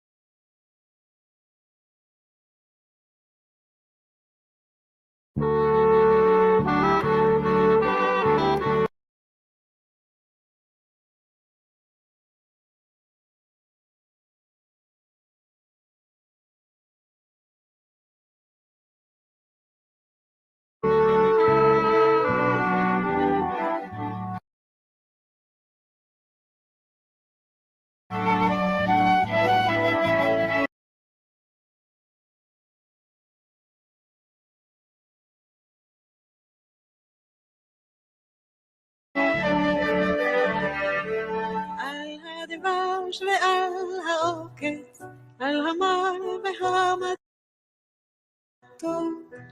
על ביטי ילדנו התינוקת שמורי לי הטוב, על האש המבוערת, על המים הזכים, על האיש השב הביתה מן המרחקים, על כל אלה, על כל אלה, שמור נא לי, אלי הטוב, על הדבש ועל העוקץ, על המר והמתוק, על נטע קור נטוע, אל תשכח את התקווה, השיבני ואשובה אל הארץ הטובה. שמורי לי ילדי הבית, על הגן, על החומה, מי יגון מפחד פתע וממלחמה. שמור על המעט שיש לי, על האור ועל הטק, על הפרי שלא הבשילו דבש ונעשה, על כל אלה, על כל אלה, שמור נא לי, אלי הטוב, על הדבש ועל העוקץ, על המר והמתוק, על נטע קור נטוע, אל תשכח את התקווה, השיבני ואשובה אל הארץ הטובה. מרשרש אילן ברובך, מרחוק נושר כוכב, משאלות ליבי בחושך מרשמות עכשיו. אנא שמור על כל אלה ועל אהובי נפשי, על השקט, על הבכי ועל זה השם, על כל אלה, על כל אלה, שמור נא לי, אלי הטוב. Okay, let's end it there. Okay. All right. Let's get rid of this. Okay, so welcome back. This is Parashat Vaera. And I am very squeaky and coffee today. But we're making it through one way or another. So we're up to chapter 7. We'll go maybe for about another hour or so. You know, so far I'm hanging in there. It doesn't sound good, but I feel actually a little bit better than I sound, which is good. And now we're going to get into the plagues. So there's a lot of talk about the plagues. I guess I'll mention things as they come up. Okay, so let me share the screen. Ipan of Yor, Boker Tov, Shabbat Shalom. Oops. Share. Window. Torah. Okay. No, I gotta do that. That's what I should do. Okay. Let me drink a little water.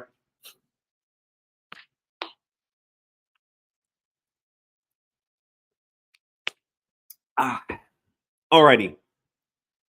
So what do we got? We're in Exodus chapter 7, and let's dig in. So this is basically the beginning of the plagues. So let's do it. Verse 1, Vayomer Yahweh el Moshe, Re'eh, ni paticha Elohim lefaro Aaron achicha yeh niviecha. So Moses is complaining that he's not up to the job. And so Yahweh says to Moses, behold, I have made you as a god to Pharaoh, and Aaron will be your prophet, Niviecha. So God is, in a sense, elevating Moses in Pharaoh's eyes. Moses doesn't even have to speak to Pharaoh directly. He does in a couple of cases, but Moses is going to be presented to Pharaoh as if he's like a god, right? I think it's meant to really intimidate Pharaoh a little bit, right? Here's this guy; he doesn't speak very much.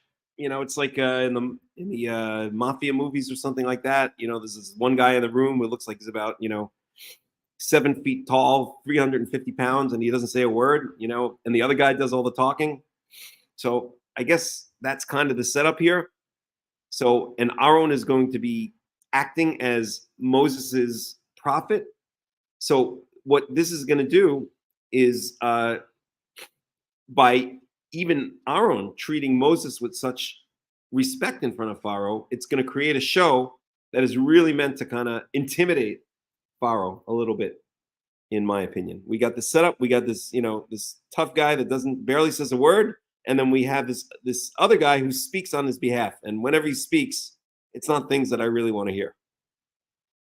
So it's kind of a brilliant setup. So in a sense, God, Yahweh, turns around Moses's weaknesses into a strength for the whole theater that's going to go on in front of Pharaoh. Verse 2, אתה תדבר את כל אשר אצווך ואהרון אחיך ידבר אל פרעה. Okay, so you will speak everything that I command you, meaning you'll say to Aaron, Aaron אחיך ידבר אל פרעה, and Aaron, your brother, will say to Pharaoh, ושילח את בני ישראל מארצו. And he will send, meaning Pharaoh will send out, will let the children of Israel go from his land. Verse 3. وَأَنِي أَقْشَهْ את לב פרעה, I will harden the heart of Pharaoh. So we have a number of different phrases. Sometimes the word harden Pharaoh's heart is used. Sometimes make his heart heavy. But the context is all the same. There's a lot of talk about it, about how I think it's the Egyptian Book of the Dead, where it speaks about how when you die, your heart is weighed against a feather, and if it's found heavier than a feather, then you go to the underworld, and blah blah blah blah blah. Maybe that has something to do with it, but I think the implication here is pretty straightforward. In other words, that hardening the heart or making the heart heavy,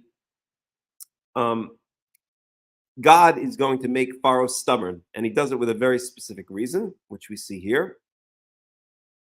Okay, so he's going to make Pharaoh kind of listen to his heart rather than his mind. Okay, if someone comes up to you and sticks a gun to your head and says, "Give me your money," and your mind says, "Okay, I better give this guy my money," and then get out of the situation, and your heart says, "No way," maybe in that case it's better to listen to your heart. I don't know what I'd do in that situation, but last time I was mugged, I think it was in 8th grade, and this big fat black kid in PS41, no, it wasn't 8th grade, 6th grade, in PS41, came into the bathroom, and then he blocked the door and he said, "Give me a quarter." And I proceeded to kick the living shit out of him. But okay, that's another story, neither here nor there. He never messed with me again. I even remember his name, Claude. What a piece of garbage that guy was. Anyway, وَأَنِي أَقْشَهْ et lev paro, I will harden Pharaoh's heart, وَيَرْبَيْتِي et ototai وَet muftai be'eretz Mitzrayim, and I will multiply, hirbeti, from the word rav, which means to make great in number. I will multiply my signs and my wonders in the land of Egypt. So there's a very specific reason.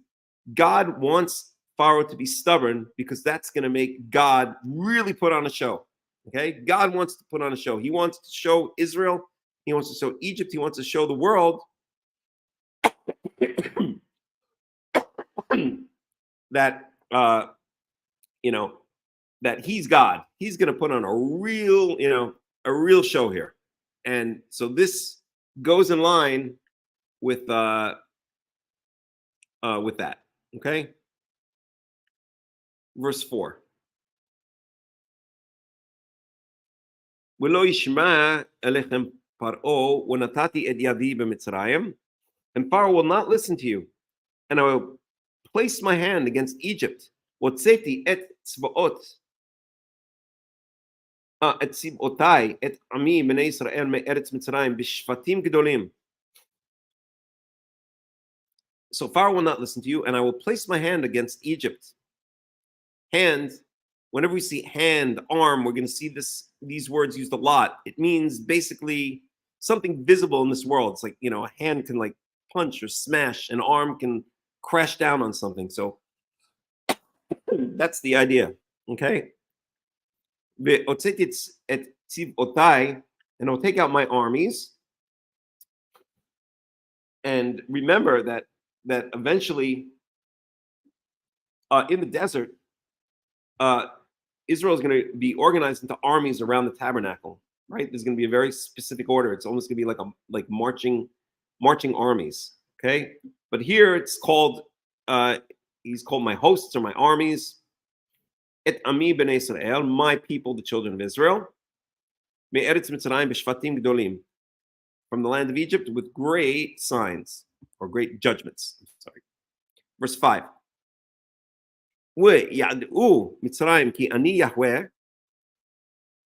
And Egypt will know that I am Yahweh. Remember, Pharaoh earlier said, I don't know who this Yahweh is, and I'm not going to listen to him.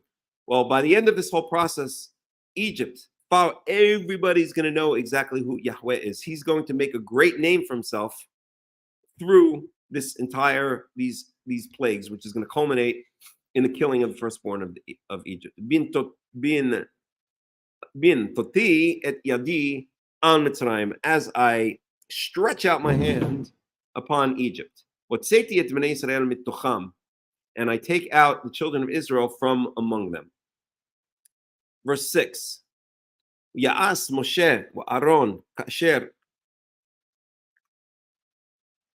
One second, please.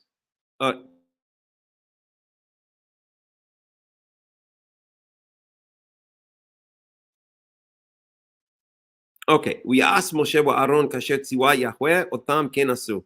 And Moses and Aaron did as Yahweh commanded them, so they did. So finally, they found an arrangement that works for everybody. Moses is the God, Aaron is the prophet, Yahweh is the real God above all, and this whole show is about to start. So get your tickets stamped, punched, come have a seat, and watch Yahweh take care of business, as he will again. Oh shoot, here we go. This thing got stuck. I'm so sick and tired of this. Here we go, the beach bowl. All right, just have to wait.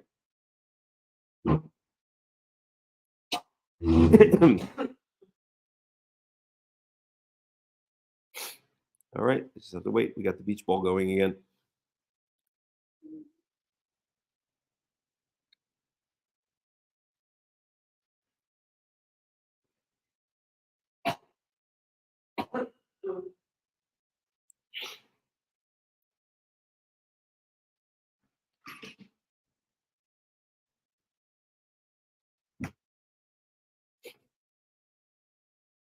Okay, I think we're back. Okay, we're back. Okay. Right. Okay, so right. Okay, verse 7. ומשה בן 80 שנה ואהרון בן 83 שנה בדברם אל פרעה. And so Moses was 80 years old and Aaron was 83 years old when they spoke to Pharaoh. Okay, so we get a timestamp here, and many people have sat and strung all the numbers together to figure things out. I've done that here and there sometimes in these studies, but we're not going to do it now. But we know that Moses is 80 years old. Okay. By the way, we also know that he lives for 120 years. We also know, we don't know exactly what time of the year it is right now, but we know that it couldn't be that much earlier than Passover time, because here start the plagues, and the Israelites are going to go out of Egypt on the 15th of the first month. We know that Moses is going to die basically not long before the 15th of the first month, when he's 120 years old. We know that explicitly from the book of Joshua, because we know the Israelites entered the land of Israel under Joshua on the 10th of the first month, and that this was right after Moshe had died, as we see in the book of Deuteronomy, that it says explicitly it was the first day of the 11th month. That's when Deuteronomy starts off, of the 40th year. So we put everything into perspective. Moses is now essentially starting a process where for the last 1/3 of his life, from the age 80, right around Passover time, to the age 120, right around Passover time, he's going to go through this, the most incredible experience of his life. So 80 years of his life, he had no idea about any of this stuff. He just lived his life as a shepherd. I guess as the adopted son of Pharaoh's daughter, and then he ran away to Midian, and he lived there for many years, and he married, and he had some children, and now is starting in the last third of his life, is starting this adventure, is starting this role, which he had no concept of for the first 2/3 of his life. So for those of you who are getting older, don't give up hope. You don't know what's going to happen in the last third of your life. Maybe you're going to be called to some kind of mission or to some kind of role that you never ever would have expected or never would have dreamed of. I mean, think about it. That's exactly the case with Moses. He just, within the past couple of weeks or couple of months, found out that this is his role. Maybe even a couple of weeks, right? We don't know exactly. But within the very short period of time, he found out that this was his role, and this was going to be his defining role, starting at the age of 80 through the age of 120. This is when Moshe really becomes the Moshe that we know and love, taking the Israelites out of Egypt, leading them to Mount Sinai, building the tabernacle, wandering with them throughout the desert for 40 years, and then bringing them to the Saf, to the threshold of the land of Israel in the plains of Moab, where he dies at the end of the book of Deuteronomy. Okay. It should also be pointed out, something that I like to point out is the time frame of each of the books. Okay. So the book of Genesis starts from, I don't know, a long time ago, soon after the creation of the earth. As I've said many times, it doesn't start at the creation of the universe, in my opinion. It starts after the creation of the earth. It's a misnomer that starts at the creation of the universe, and it lasts through the death of Joseph. So, okay, at least in, biblical years, if we were to say that, the Bible starts, I'm not going to get into this whole thing about young earth creationism, which I don't believe in. I do believe the universe is actually billions of years old, but I won't get into that. But it goes up until Joseph dies, right? So let's say from, I don't know, if we're going to use the biblical count, so from approximately, 3000 BCE, right? 4000 BCE, give or take, until around maybe 1500 BCE, something like that. Okay, so that spans 2,500 years. I'm not talking about the actual creation story, but from the time of Adam to the time of, so it spans billions of years, or at the very least, 2,500 years. Okay. The book of Exodus, how much time does it span? Well, the book of Exodus starts hundreds of years later, when we already have this Pharaoh who is not a big fan of the Israelites. And it ends about a year after the Exodus from Egypt, when the tabernacle is built. So it spans approximately a year and a half, something like that. Okay. the book of Leviticus is really mostly a book of laws, and so it also spans a very short period of time. I think we spoke about it last year, but basically, it's all of the events take place more or less around Mount Sinai, because it doesn't say that the Israelites moved until the book of Numbers. Okay, the book of Numbers spans about 40 years, because a little bit less than 40 years, because I think they moved, if I remember, maybe 2 years into it after the Exodus. So let's say around 38 years or so. And then the book of Deuteronomy spans only a couple of months. It spans from the first day of the 11th month of the 40th year until the death of Moshe, which is only a couple of months later. And then Moshe dies, and the Israelites cross into the land of Israel, across the Jordan River into Gilgal with Aharon. I'm sorry, with Joshua, with Joshua.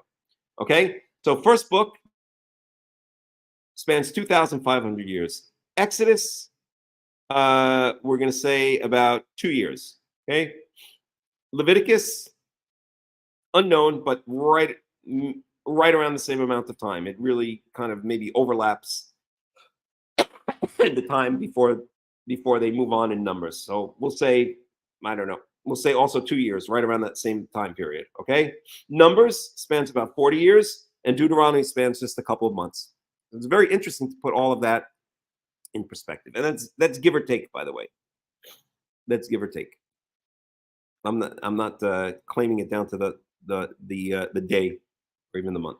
Okay, so, but there we go. Moses is 80 years old, and now he becomes the Moses that we all know. Up until this time, his first 80 years of his life was just preparation, was just basically living out his life as a shepherd, maybe a lot of things he had to go through, maybe pain and all the pain and suffering he had to go through, living far away from his family, out in Midian, away from Egypt, where his family was, away from Israel, where he would eventually end up. And now his life begins. So life begins at 80, especially for Moshe. Okay. Yomer Yahweh el Moshe el Aaron lemor. So Yahweh said to Moses and to Aaron, saying, okay, ki daber alechem paro lemor nu lechem mofet. ואמרת אל אהרון, קח את מתך ואשלך לפני פרעה יהי לתנין. So when Pharaoh speaks to you and says, give me a sign, or make a sign for yourselves, אמרת אל אהרון, and so you shall say to Aaron, so remember, Moshe is the God, Aaron is the prophet, so Moses is now going to command this prophet, Moses, the quote-unquote God, is now going to command this prophet Aaron, קח את מתך ואשלך לפני פרעה יהי לתנין. Usually say to Aaron, take your staff and cast it down before Pharaoh, and it will become a serpent. Verse 10. ויבוא משה ואהרון אל פרעה, יעשו כן כאשר ציווה יהוה, וישלח אהרון את מטהו לפני פרעה ולפני עבדיו ויהי לתנין. So Moses and Aaron came to Pharaoh, and they did so as Yahweh had commanded. וישלח אהרון את מטהו, and Aaron cast his staff down before Pharaoh ולפני עבדיו, and before his servants. And just keep in mind, we often have Pharaoh mentioned with his servants. Wahi litanin, and it became a snake, serpent. So I think we all remember that scene from the Prince of Egypt, right? They all start laughing, right? Moses, what are these stupid little tricks, these stupid little parlor tricks you're doing? And then they have the whole thing with you remember. Anyway, so verse 11, Vayikra gam Paro lechachamim ulemechashefim. So Paro called to his wise men and to his wizards, to sorcerers. V'yasu gam hem chatumei Mitzrayim, and so did, or the Egyptian magicians did the same, be'lahatem chen, with their magical arts. They did so. Okay, so they were able to imitate the trick, the parlor trick. Okay. Verse 12. וישליכו איש מטהו, ויהי לתנינים, ויבלע מטה אהרון את מטותם. So they cast down, each of these men cast down their staffs, and they became serpents, and Aaron's staff swallowed their staffs. Verse 13, ויחזק לב פרעה ולא שמע עליהם כאשר דיבר יהוה. And Pharaoh's heart became obstinate, became strengthened. It's a bad word because it implies something positive. Became more stubborn. V'lo shama aleim, and he didn't listen to them. Kasher diber Yahweh, just as Yahweh had predicted, or it said. It said would be the case. Okay, so the fact, one thing we're going to notice is that Pharaoh, he always hangs on to something to allow him to have a stubborn heart. There's always some piece of evidence or some relief from pain where he says, now I can go back to my stubborn ways. And that's exactly what we have here. Okay, Pharaoh could have said, wow, that's unbelievable. Even if the Egyptian magicians could replicate it, the fact that Aaron's serpent swallowed their serpents could have been a clue to Pharaoh, like, okay, I better start listening to this God that I say I've never heard of before, because obviously something's going on here. But Pharaoh could have seen it either way, but his stubborn heart made him ignore any evidence that he was dealing with something greater than his own Egyptian magicians. And so he just believed what he wanted to believe, which was that Moshe was just, doing the same stupid black magic tricks that his magicians can do, right? It's like comparing, well, we won't go there. It's like comparing who's stronger. And in Pharaoh's eyes, the Egyptian magicians were able to show that they were just as strong as Moses and Aaron. And so that gave Pharaoh the excuse to do what he wanted to do anyway, which was disregard what Moses had done. Of course, it would have been in his interest at that point to say, okay, something's going on here. I'm just going to let the children of Israel go and let them live their lives and be happy, and we'll call it a day. But of course, he's not going to do that. His heart is going to be stubborn. It's going to be hardened by God, and he's going to always find an excuse, or he's always going to be given a thread by which he can hang himself. And he will go ahead each time and hang himself until he can't anymore, because all his firstborn are dead. Okay. Verse 14, Wayomer Yahweh. Oh God.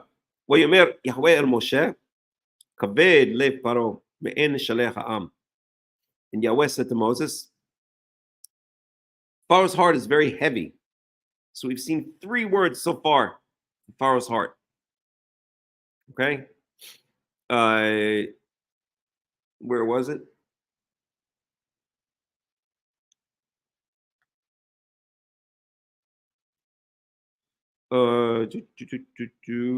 Kashe. So kashe is hard. It's like solid, hard, rock solid. Right, a rock solid heart. The next here was yechazak, which literally means to make strong. But again, it means like to make, to make hard, or to make, well, you get the idea. And then we have here, where was it? Kaved, heavy. So his heart was hard, strong, and heavy. Those are the 3 adjectives or roots that we're going to see to describe Pharaoh's heart. Verse 15. Lechem paro b'boker, hine yotze hamayma, וניצבת לקראתו על שפת היאור, ומטה אשר נהפך לנחש תיקח בידיך. So go to Pharaoh in the morning, when he goes out to the water, and stand before him al sfat hayaor, on the edge of the Nile, and the staff which turned into a snake, into a serpent, take in your hand. Verse 16. Umat elau, and you shall say to him, Yahweh Elohei ha'ivrim, shilahani elecha. And you shall say to him, Yahweh, the God of the Hebrews, has sent me to you, lemor, to say, Shlach et ami, let my people go, v'avduni b'midbar, so that they may serve me in the desert. Wahine, lo shamat ad ko, but you have not listened to me. But behold, you have not listened to me until now, or so far. Verse 17, Ko amar Yahweh bezot tidda ki ani Yahweh. So says Yahweh, by this, okay, through this you shall know that I am Yahweh.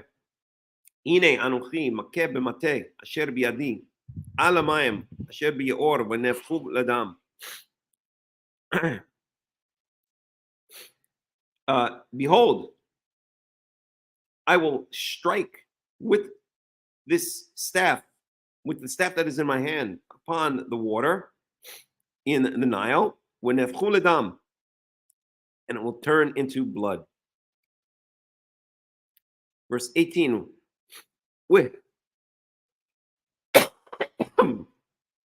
Hadaga asher biyor tamut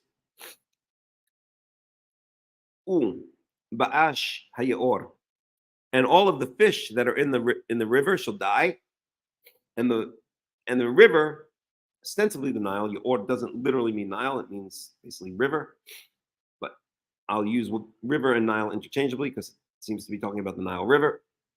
So all of the fish that are in the river will die. Ba'ash hayor, and the Nile will stink. It will reek from dead fish.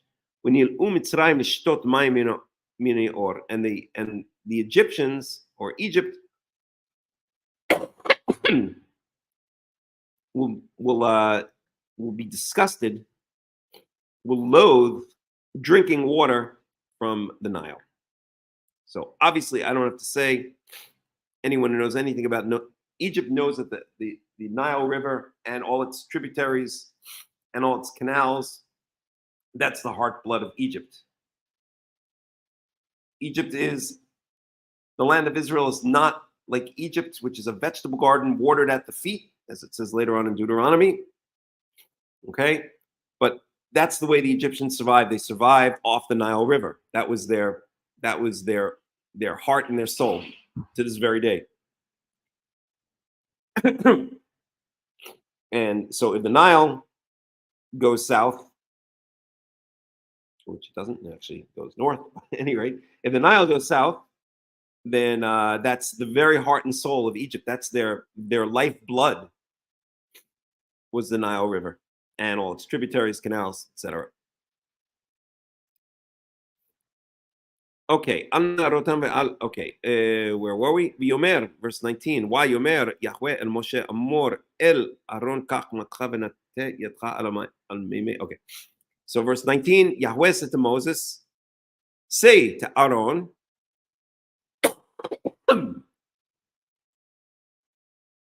kach matcha v'nateh yadcha al mimei Mitzrayim.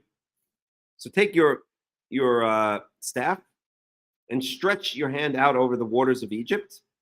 Al niharotam, al iorehem, al agamehem. Okay, so on your, it's translated different ways, but we'll go with rivers, canals, and lakes.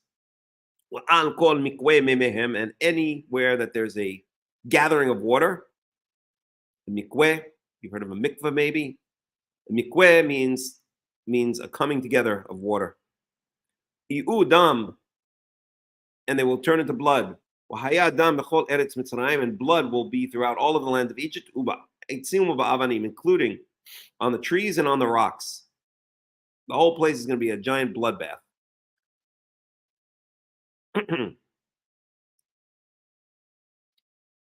Really disgusting, right? Dried, coagulated, stinky, smelly blood. All of Egypt covered with it. Verse 20, and Moses and Aaron did as Yahweh commanded. וירם במטה, ויח את המים, and he lifted up his staff and struck the water, asher bi'or, struck the water in the Nile, le'nei Paro, right in front of the eyes of Pharaoh, ule'nei avadav, and in front of his servants. So again, we're always going to see, not always, but often going to see Pharaoh and his servants mentioned together. That's what we see here.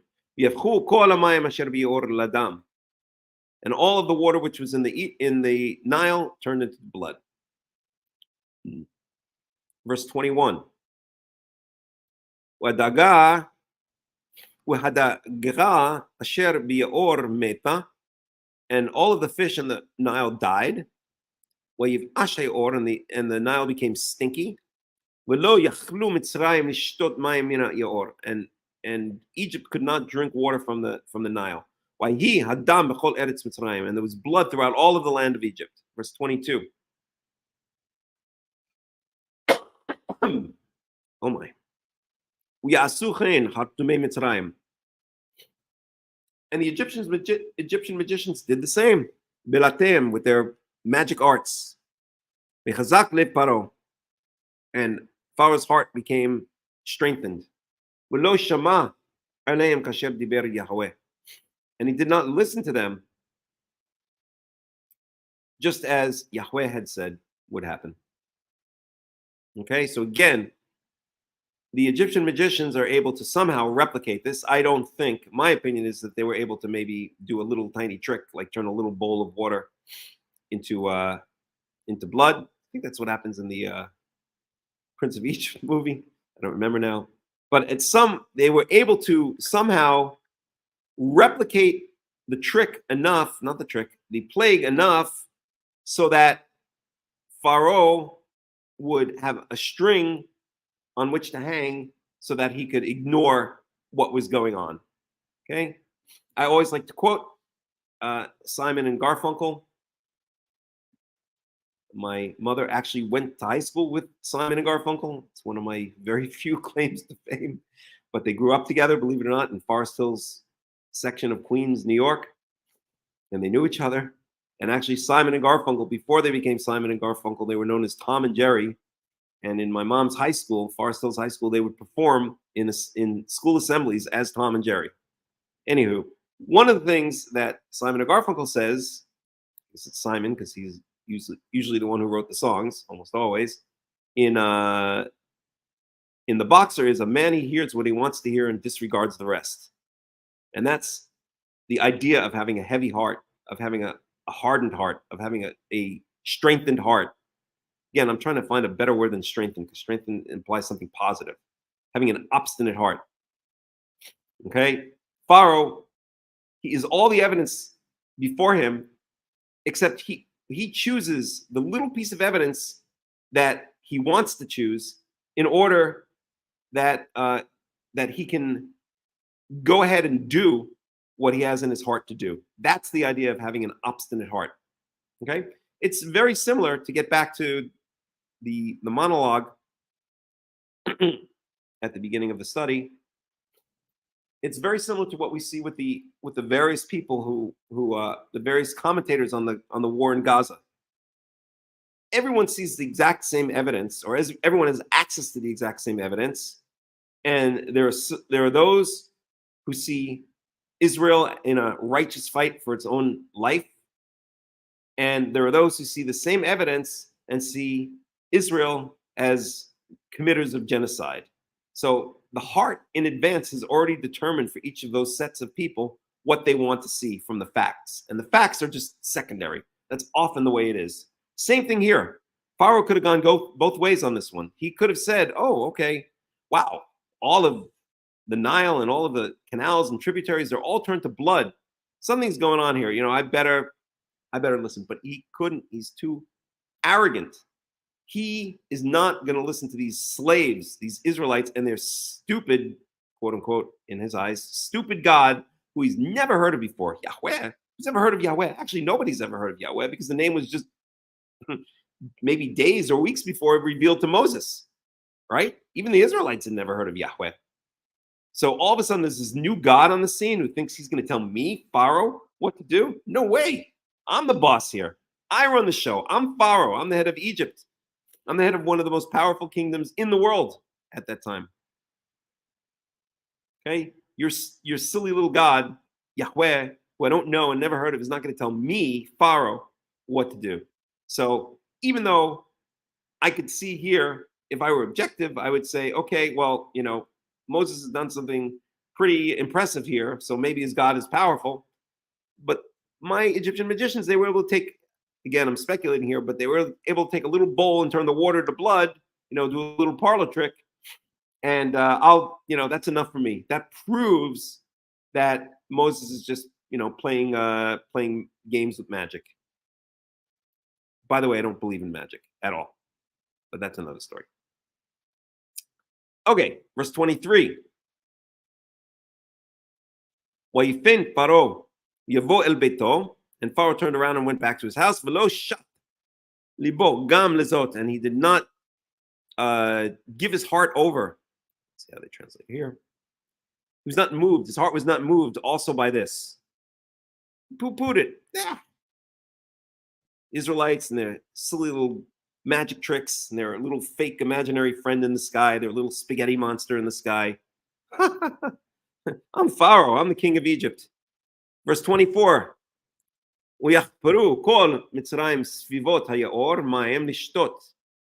And so now all of Egypt, they start digging wells or holes in the ground to find water to drink.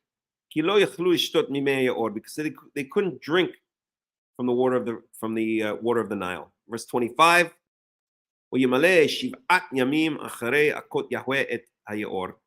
And 7 days were completed after Yahweh struck the Nile. Okay, so the plague lasted for 7 days. I should point out something. This is constantly called Aaron's staff, right? But it seems pretty clear to me that what we're talking about, let me just open this up in a new tab here, is that very same staff that Moses was carrying during the incident of the burning bush. Because, okay, I'll just go to English for this one, just to make it go a bit more quickly. So Moses is given, where is it?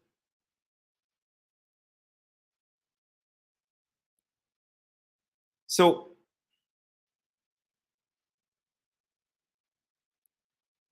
one second.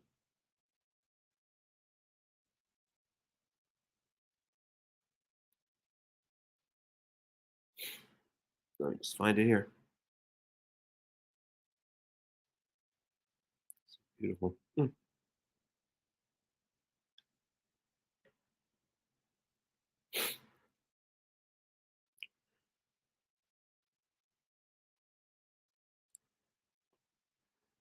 So we have in Exodus 4, so Moses is told by God in Exodus 3 to go back to Egypt and set the Israelites free.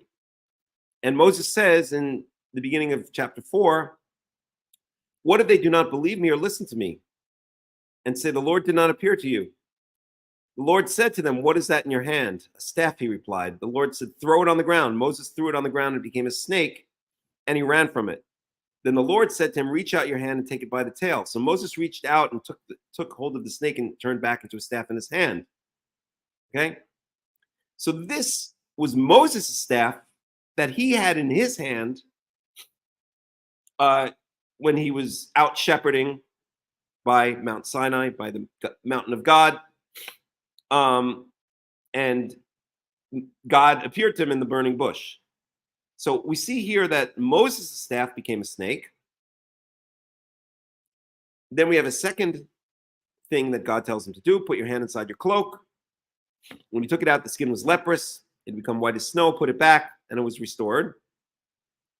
Verse 8. This is Exodus chapter 4, verse 8. Then the Lord said, if they do not believe you or pay attention to the first sign, they may believe the second. But if they do not believe that these two signs or listen to you, take some water from the Nile and pour it on the dry ground. The water you take from the Nile will become blood on the ground. Okay, so these three signs,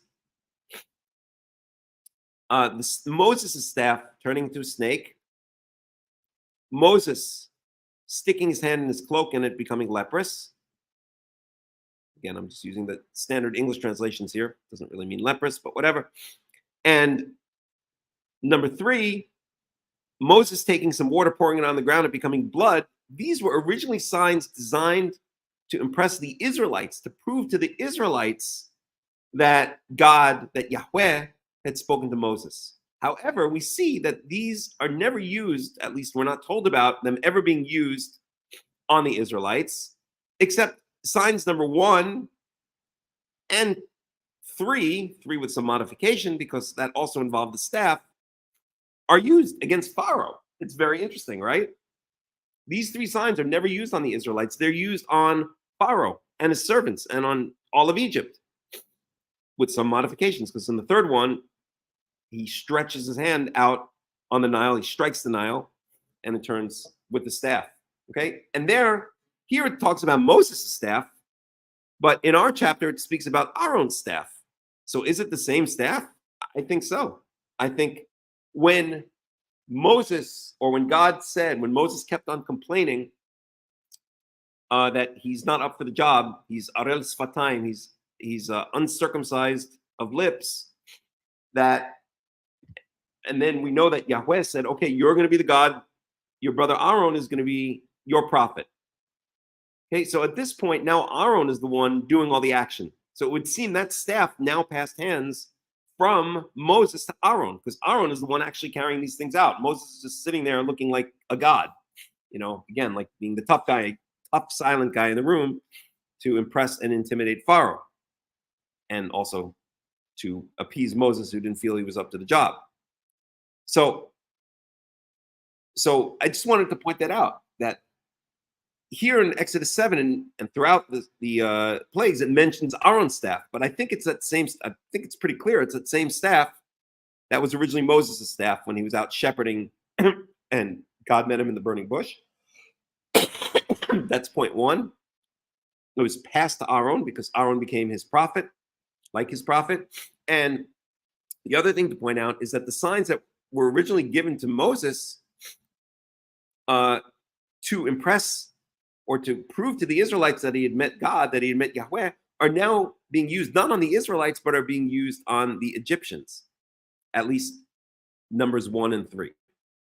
Okay, just interesting, that kind of shift.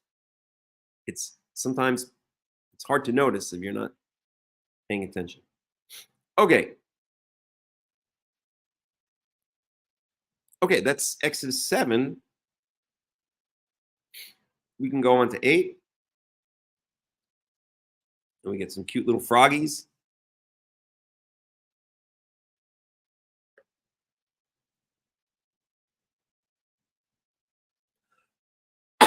That come on by and say hi. All right. Any questions? Any comments? Before we go on.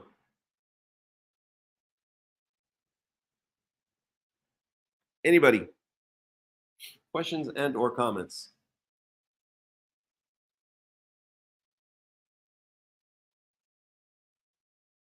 Okay, so let's go on.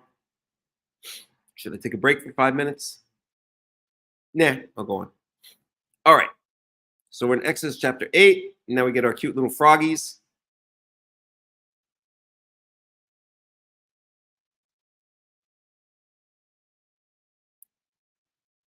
Yes, our cute little froggies come on by to say hi. Okay. Close this up. Chapter 8, verse 1. Okay. Verse 1. Vayomer Yahweh el Moshe, bo el Paro, amata elau. So Yahweh says to Moses, come to Pharaoh and say to him, Ko amar Yahweh, shalach et ami v'ya'avduni. Let my people go, that they may serve me. Verse 2.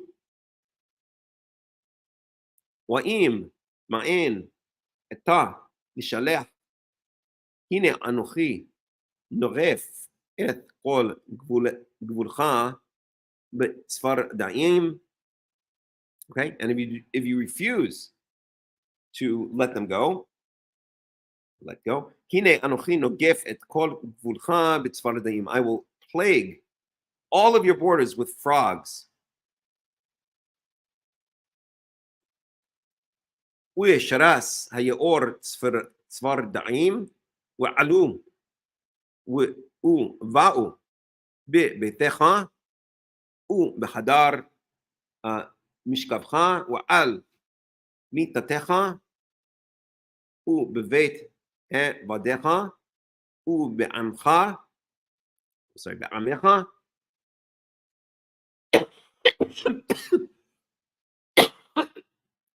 ובתנוריך ובמשרותיך. Okay, so all right, let's translate. This one is a nice one. Wisharatz yaor tzvadaim. The Nile will swarm with frogs. Yeah, and they will come up out of the Nile and come into your houses. B'chadar mishkavcha, and into your bedrooms. B'al mitatecha, and on your beds. B'beit avadecha, and in the house of your slaves. B'amecha, and all of your people. B'tanorecha, and in your ovens. B'misharotecha, and on in your kneading troughs. So they're going to be everywhere. The word tanur, I should point out, is almost definitely, I mean, pretty much definitely related. Oh, shoot. Okay, we'll leave it here. Tanur, it's basically a clay stove. You can see these, even to this day, all over the place. It's basically a clay oven in different shapes, different sizes, almost like a pizza oven made out of clay. And you would light wood inside there, and the heat would get trapped in there, as it is, let's say, with a pizza oven today, and then you would cook your whatever in there. Okay, so that would now get filled with frogs. I just want to point out that this word tanur is almost definitely related to the English word furnace. And you can trace it. I don't like to, there are a lot of people who give these etymologies just because things happen to sound similar, but I don't like to do that. I like to trace it through the languages.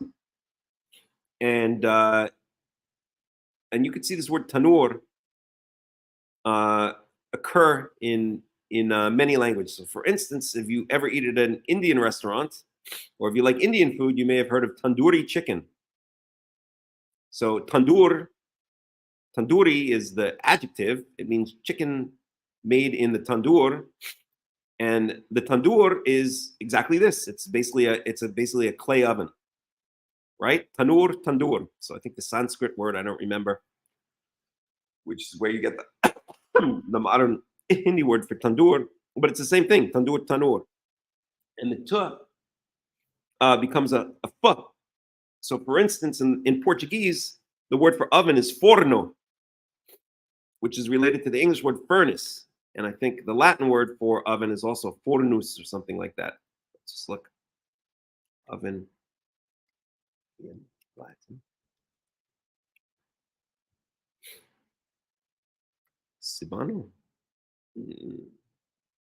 Here, fornus.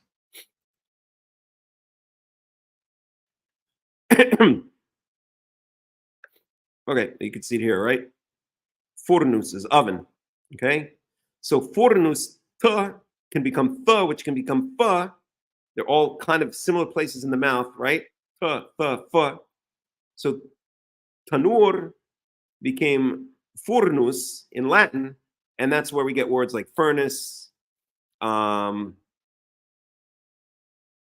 guess it's the main one in English, right? So the word furnace can be traced back to the Hebrew word tanur. Okay. And then you have it, like I said, in Portuguese, furnus becomes forno. In Spanish, it's horno, because often you have an F to H transition when you go from Portuguese to Spanish. Actually, Portuguese is closer in many ways to the original Latin than Spanish is. So a classic example would be in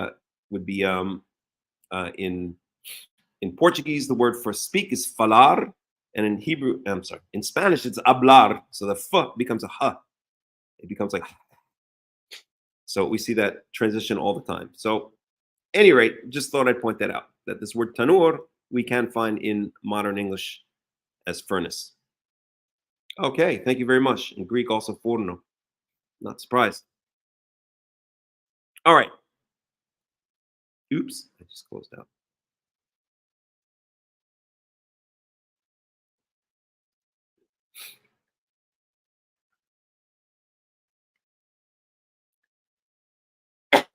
So anyway, these frogs are going to be all over the freaking place, right? Also in the kneading troughs.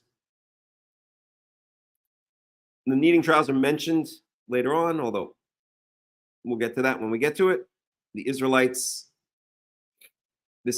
have their kneading troughs wrapped in their garments. And then they take that dough when they get out into the desert and they make matzot out of it. Verse 4. Ubecha, ube'amcha, ubechol avadecha ya'alu hatzvaradaim. And upon you, speaking to Pharaoh, and your people, and all of your servants. Again, here we have Pharaoh and his servants. The servants are always mentioned as almost a separate class. Pharaoh, his servants, and all of Egypt. Ya'alu hatzvaradaim. Upon them the frogs will come up.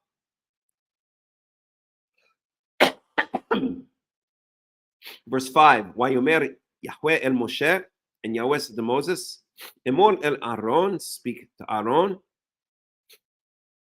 Nite et yadcha b'mateh al hane'orot, wa'al ye'orim, wa'al agamim, wa'al tzvaradaim, al eretz Mitzrayim. So stretch your hand, and the frogs will come up all over Egypt. Verse 6, Wayet Aaron et yado al meme Mitzrayim, and Aaron stretched his hand out over the borders of Egypt with the al tzvardeah, and the frog came up. Now, I think it's Rashi makes a big deal about it. There's some stupid rabbinical midrash how it says here hatzvardeah. It says only one frog, and then I think Rashi mentions it, but if not, one of these stupid rabbinical midrashim says a single frog came out and then divided into 2 and 4 and 8 and some kind of nonsense like that. And Orthodox Jews actually believe that nonsense, which just goes to show once again how stupid rabbinical Judaism is. So the point is that it does say hatzvardeah in the singular, but there's an idea of the singular abstract in Hebrew. So the singular can represent the whole. So just like in English, right? What would be an example? I went and I saw, I don't know. I went and I saw the taco at Walmart. It's a pretty stupid example. Some might tend to be sometimes, but what can you do, right? Does that mean you saw a single taco? No, it meant you saw tacos at, this is a really stupid example, but okay. You saw tacos at Walmart, right? I went and I saw the taco at Walmart. It's the same idea in Hebrew. It doesn't mean a single frog, but the rabbis over-literalize. They always accuse the Karaites of over-literalizing, but it's really the Rabbinites that over-literalize the Torah and come to a lot of stupid mistakes based on it, such as tefillin. And but it means the frogs came up. The frog in the abstract sense. Okay, I don't know, what's the Latin word for frog? Frog, scientific name.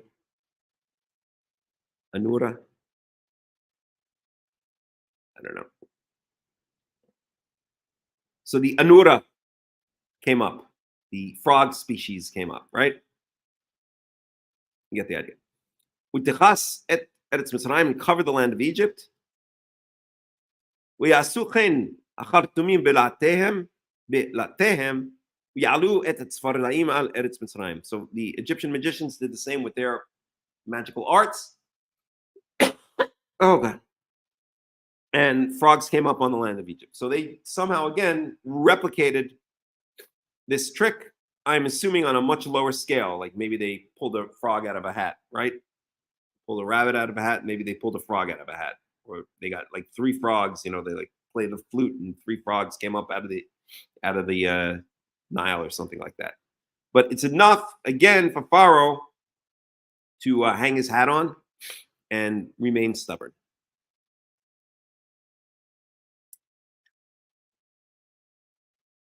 Verse 8, Wayikra Paro LeMoshe uLaAron Wayomer Atiru El Yahweh. Okay, so here's the first time Pharaoh is even admitting the very existence of Yahweh and is becoming submissive, submitting himself to Yahweh. It's going to be only temporary, but it's a step in the right direction, Pharaoh. You're making progress. You're making progress. Just in another 8 plagues, and you're going to be right there. You're going to be a follower of Yahweh just about more than anyone else. Wayikra Paro LeMoshe uLaAron. So Pharaoh called for Moses and Aaron. V'yomer Atiru El Yahweh, and he said, entreaty, beg or pray to Yahweh. V'yaser et tzvarda'i mimeni u'mi'ami. And that he should pray to God, to Yahweh, that he should remove the frogs from me and from my people. And I'll let the people go that they can bring offerings, slaughter offerings to Yahweh. So Pharaoh is in trouble. He's got the noose around his neck, and he's ready to promise anything. One of the things we see in the Torah is that if you make a vow, if you make a promise, you should keep it. If you make a vow in the name of Yahweh, you should keep it. And if you don't, you'll be held liable for it. And when do we usually make vows? We usually make vows when we're in trouble, when we're in dire straits. Oh, Yahweh, I promise if you get me out of this mess, I'll give $1,000 to charity. Okay, or if you get me out of this mess, I promise I'll never smoke another cigarette or whatever. Okay, and then we get out of the mess and we're like, well, 1,000 is really a lot of money, Well, I would have gotten out anyway. The proof that I'm out proves that I would have gotten out anyway. And 1,000, I'll give 100, and maybe in the future, whatever, right? So we're ready to promise anything when we're in dire straits.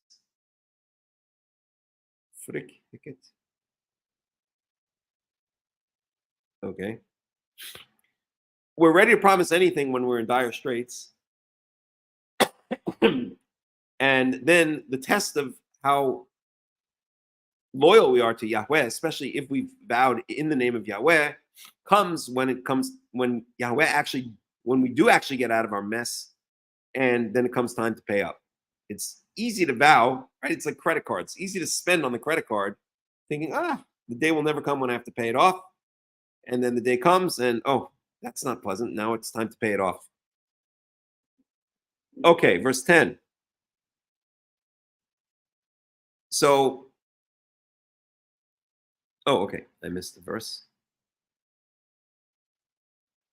Verse 9. I think we'll just go to the end of this chapter and then maybe that's it. Okay, verse 9. Wayomer Moshe leParo itpa'er alai lematai atir lecha. So Moshe says to Pharaoh, Hitpa'er. It's a tough one to translate. How do they translate here? Accept the honor of saying. Okay, I don't know if I like that translation. Hitpa'er. Pa'er means like glory or honor. Yeah, so, I'd have to think of a better translation. So we'll go with that in the meantime. Okay, glorify yourself, or let me glorify you. Let me allow you to glorify yourself, limatai, by telling me when I should pray for you and for your servants and for your people that the lachrit etzvardaim, that the frog should be cut off. In other words, you tell me, okay, put me to the test. Okay, I'll let you choose. When do you want the frogs to disappear? Of course, this is designed to show that Moses' God, Yahweh, is the true God, because otherwise, how could this happen, right? If Pharaoh says tomorrow at 3, well, we'll see what he says, and it happens, then, right, isn't that further proof that that God, a very powerful God, is behind this all? Okay, they'll disappear from you and your houses. They'll only remain in the Nile. Verse 10. Wayomer limachar. And he said tomorrow, for tomorrow, or by tomorrow, or during tomorrow. Wayomer ki dvarcha lema'an teda ki en ki Yahweh Eloheinu. And he said, as you wish, or as you command, in order that you should know that there is no God like Yahweh. Verse 11, Usaru et tzvardaim mimcha umi batecha umi avadecha umi amecha rak bi'or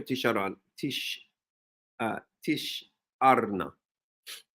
And the frog shall retreat from you, from your houses, from your servants, from your people. They will only remain in the Nile, in the rivers. Verse 12, why Yesei Moshe wa Aaron ma'im Paro, and Moses and Aaron went out, exited from before Pharaoh, v'yitzak Moshe el Yahweh, and Moses cried out to Yahweh, al devar tzvardaim, regarding the issue of the frogs, asher sam leFaro, which he had placed upon Pharaoh. Verse 13, U'ya'as Yahweh k'dvar Moshe, and Yahweh did as Moses said. So Yahweh and Moses, they're tight at this point, right? They're working together. So Yahweh did exactly as Moses requested, as Moses said. U'yamutu atzvardaim min abatim min achatzerot u'min asadot. And all of the frogs died from the houses, the courtyards, and the fields. So they didn't just disappear. They didn't go back into the Nile. They died. Hamorim wativ'ash haaretz. And they gathered them, meaning the Egyptians gathered them together into pile after pile, and the land stunk.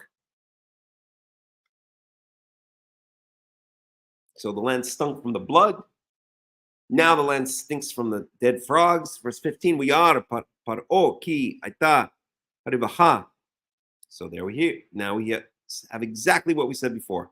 Pharaoh saw that there was rivacha, means open space or relief. I think relief is the best translation. How they translate here. Relief is how they translate it here. So Pharaoh saw that there was relief. He could breathe easy. Right? So he swore, he promised something because he was in dire straits. He made a vow, essentially. And now he's going to renege on his vow once the times get easier. Et libo. And he made his heart heavy.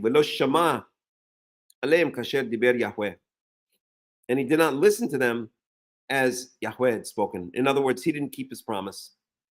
He promised that if you get rid of these frogs, I'm going to let the Israelites go out into the desert. Moses got rid of the frogs exactly when Pharaoh told him to. And then Pharaoh backstabbed him. Actually, Pharaoh ended up backstabbing himself. And when he could breathe easy from the frogs, he allowed his stubborn, obstinate heart to take over again, and he didn't let the Israelites go. Okay. I think what I'll do is just read to the end of the chapter, and then we're going to end.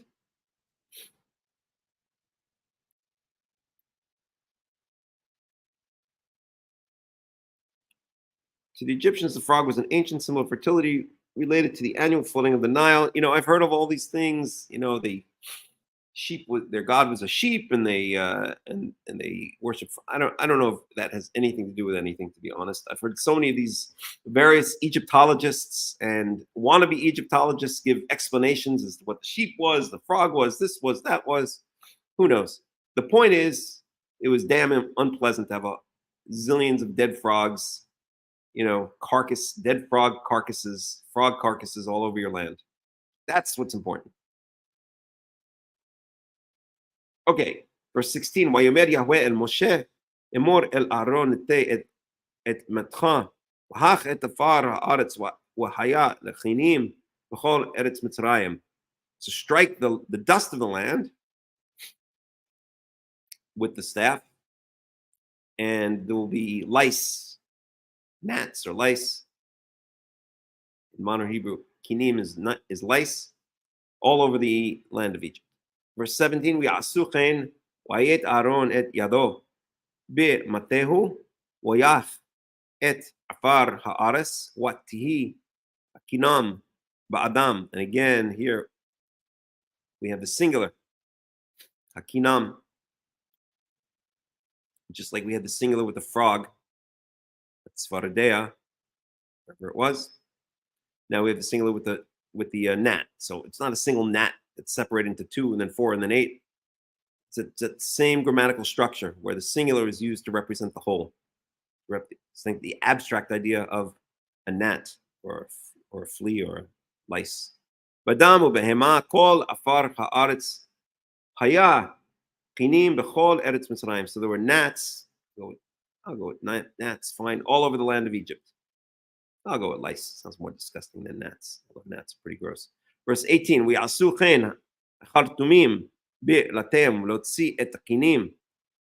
And the Egyptian magicians did the same with their magical arts to produce lice, but they couldn't.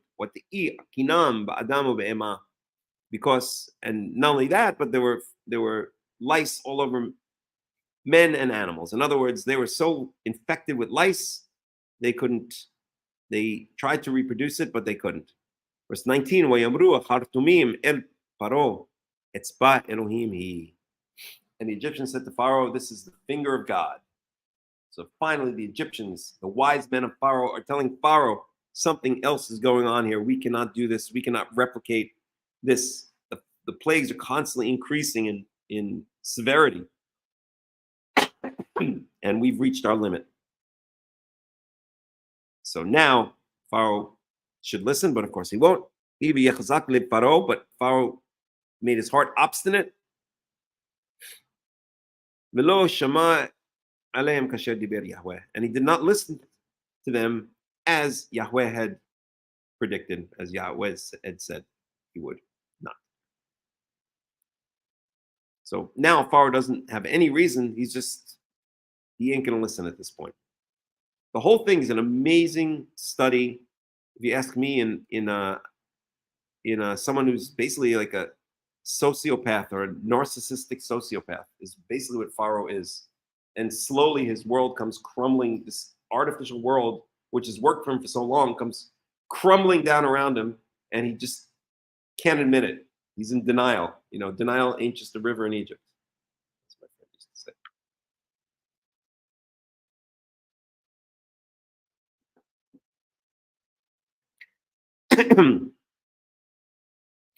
All right. Verse 20, Wayomer Yahweh el Moshe, and Yahweh said to Moshe, Ashkem b'boker wa'it yatsev lifnei Pharaoh. Arise early in the morning and present yourself before Pharaoh. Hine yotzeh hamayma, when he goes out to the water, right? We saw earlier that he goes out to bathe in the morning. Wamarta elau, and say to him, Koma Yahweh shelach et ami v'yavduni. So says Yahweh, let my people go that they should serve me. Verse 21. Ki'im incha mishalech et ami, because if you do not let my people go, hineni mashlich becha uba'avadecha ube'amcha ube'batecha et he'arov.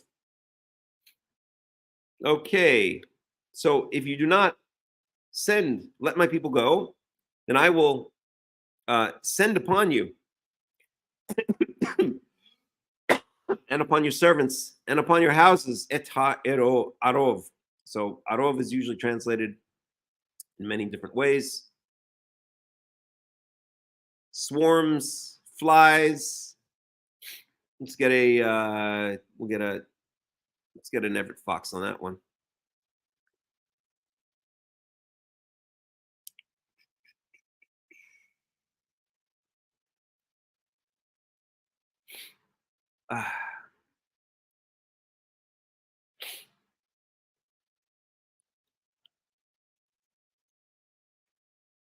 So this is Exodus 8:21.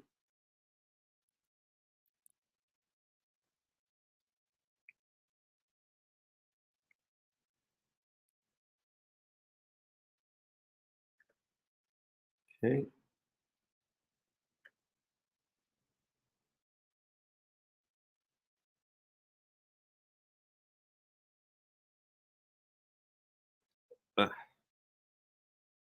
So the numbering is a little bit different. At any rate, insects, he translates it as. Swarms of insects. Okay.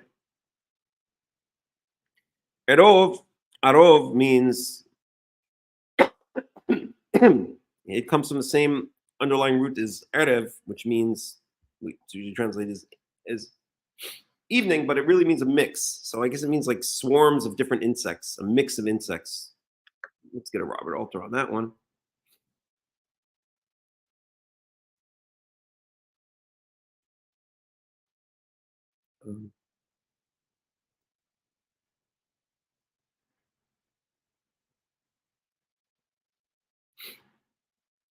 So Exodus 8:21.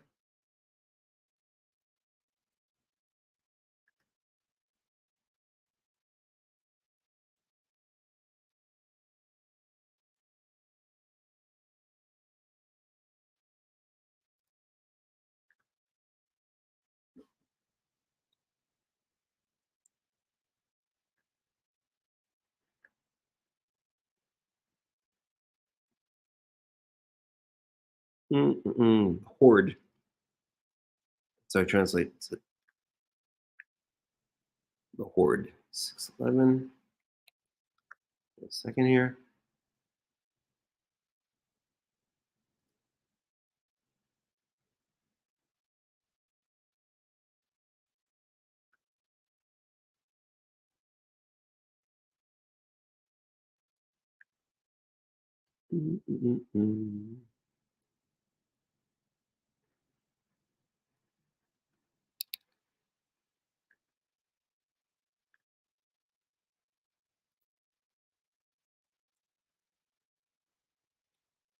Okay, so the Hebrew term erov occurs only here, and the only plausible derivation is from the verbal root that means to mix, as we just mentioned.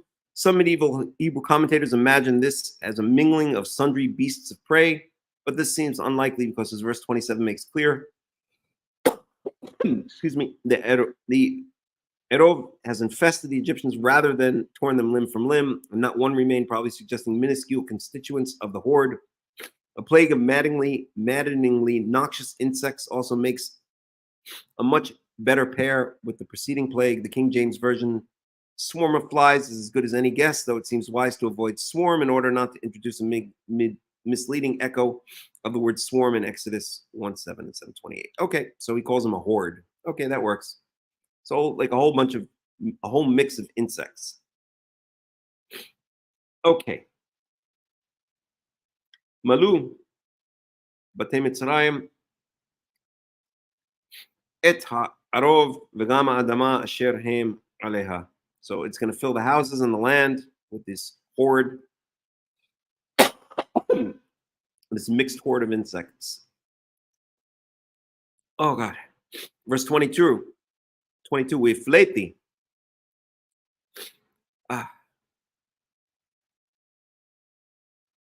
Bayomahu et eretz Goshen, and I will set apart. So 1 second. It's my own edification.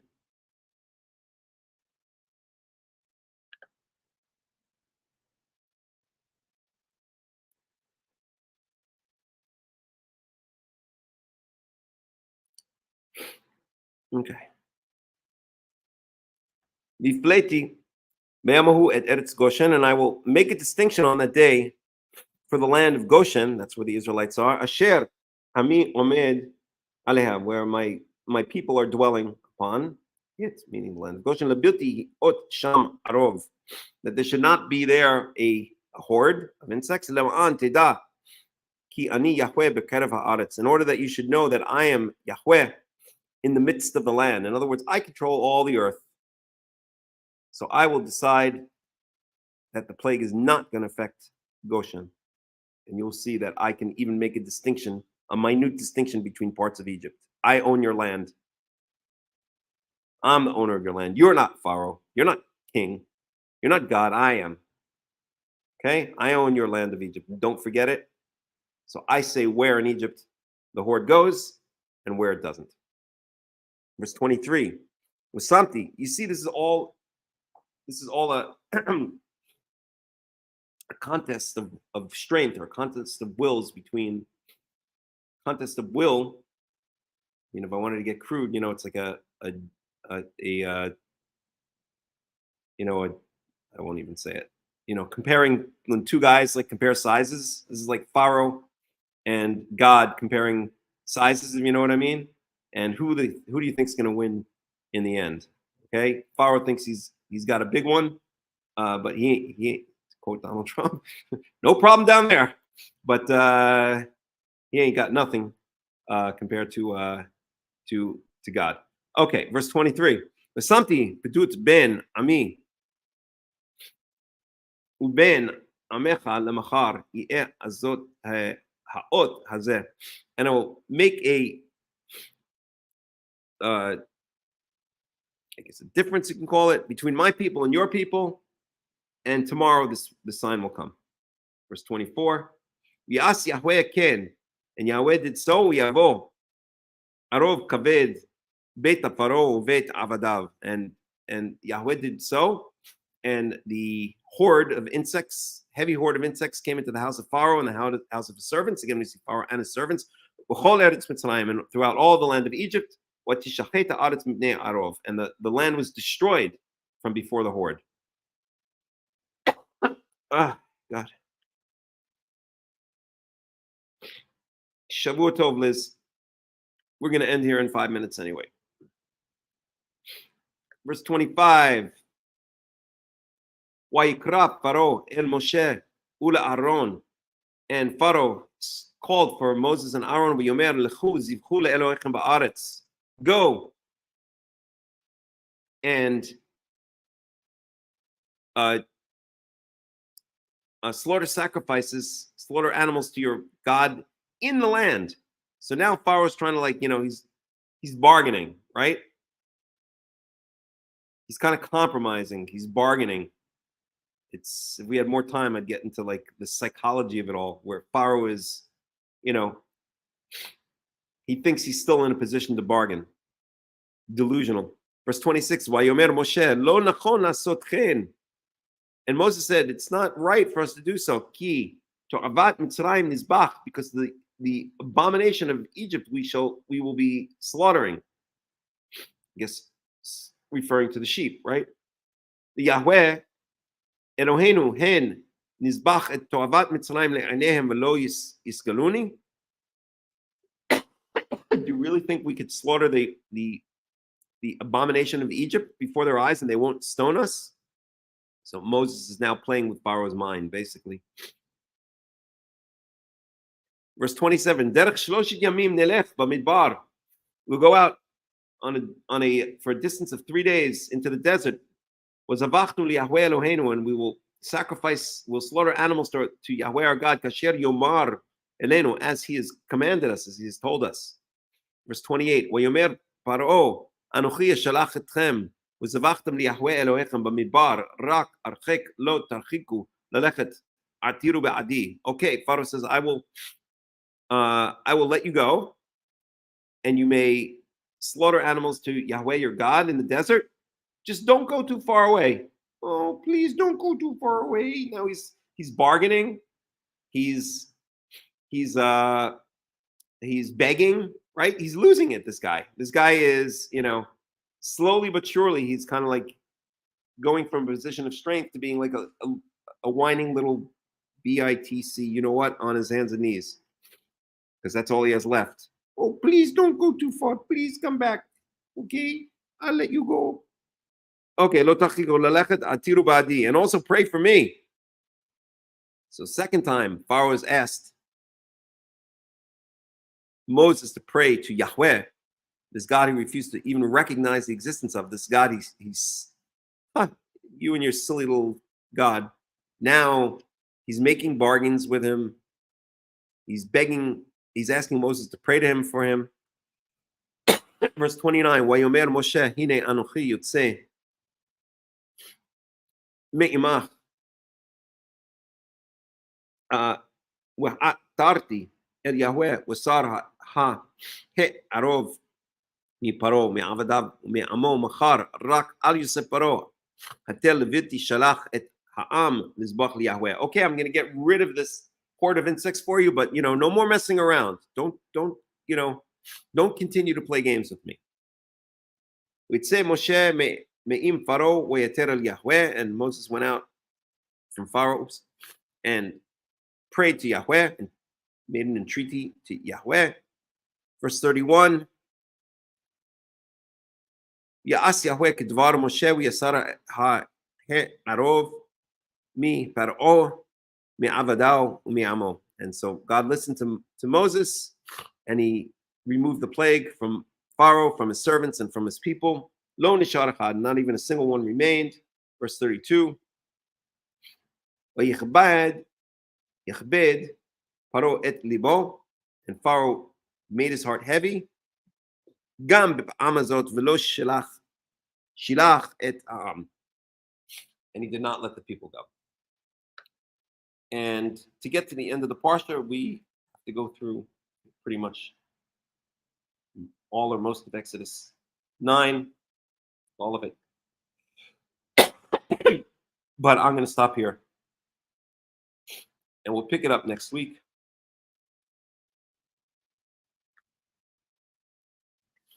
Any questions, any comments before we end it?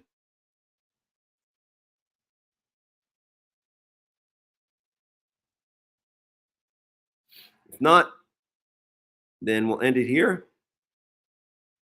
Bring up some music, I suppose, as I usually do. And I thank you all for joining me for this Torah study. Yeah, I'll go rest. Actually, now I have to cook dinner, but okay. I'll rest later. So thank you for joining us on the World Alliance of Qara'im Torah study, Vaera. This has been Hakham Melech ben Yaakov of the World Alliance of Qara'im.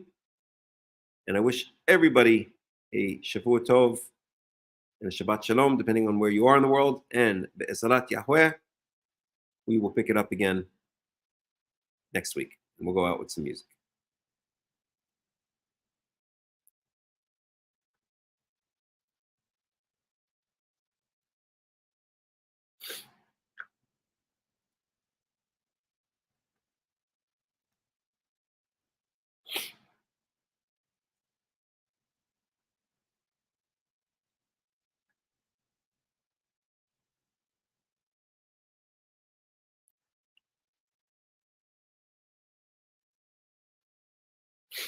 Let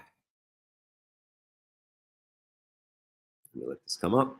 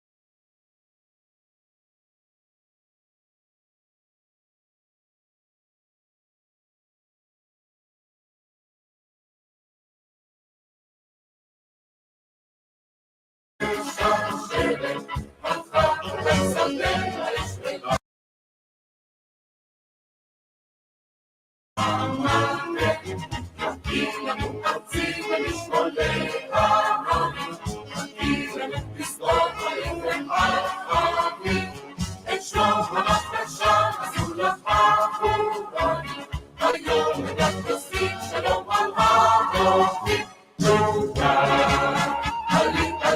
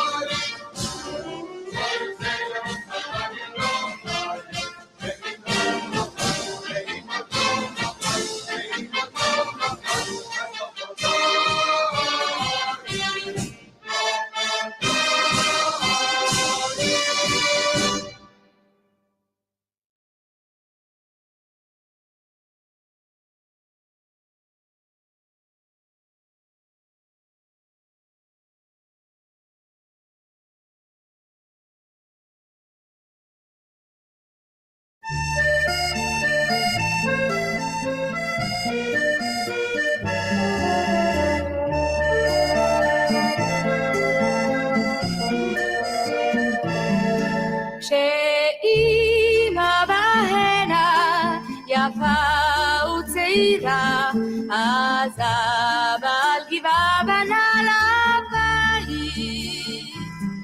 חלפו האביבים חצי ועברה, מטלטלים הפכו שיבה בינתיים. אבל על חוף ירדן כמו מאומה לא קרה, אותה הדומיה וגם אותה התפאורה. חורשה באקליפטוס הגשר הסירה, וריח המלוח על המים. חורשה באקליפטוס הגשר הסירה, וריח המלוח על המים.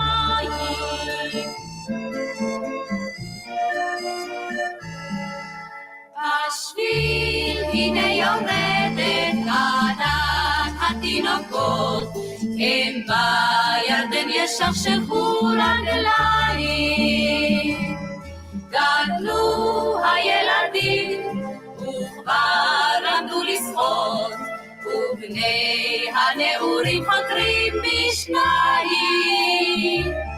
אבל על חוף ירדן כמו מאומה לא קרה, אותה הדומיה וגם אותה התפאורה. חורשת האקליפטוס, הגשר הסירה, וריח המלוח על המים. חורשת האקליפטוס, הגשר הסירה, וריח המלוח על המים.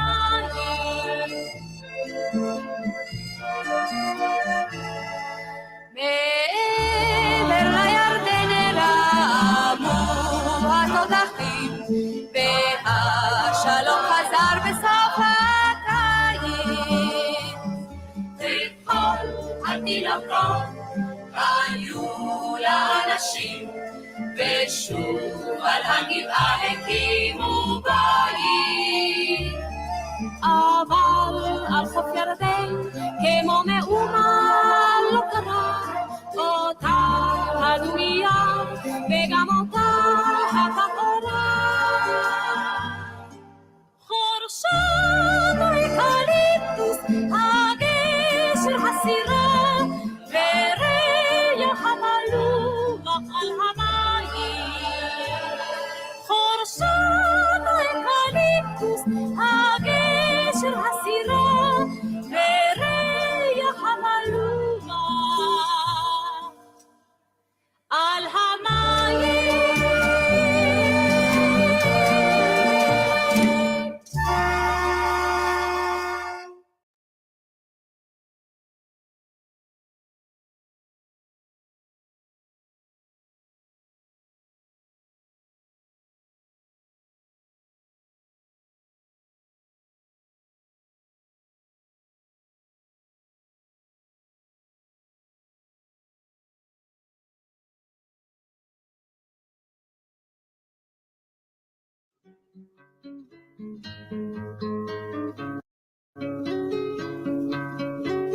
אוויר הרים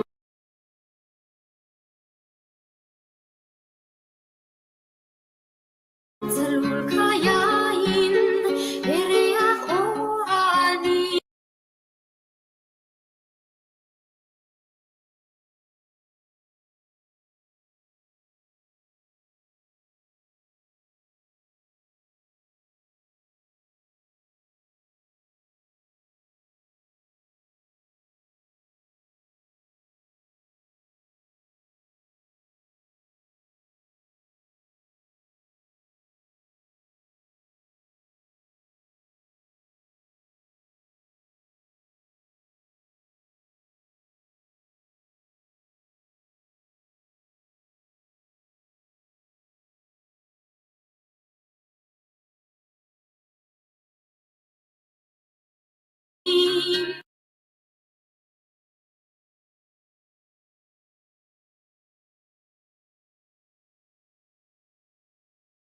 נישא ברוח הערביים,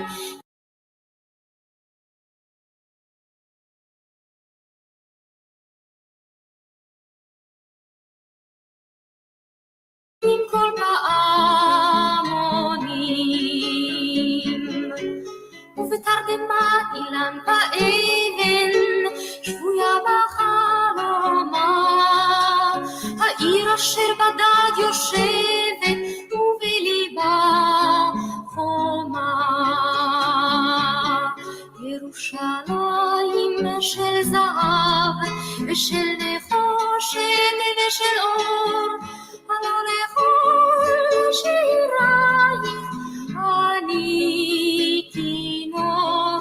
ירושלים של זהב ושל נחושת ושל אור, הלא לכל שירייך אני כינור.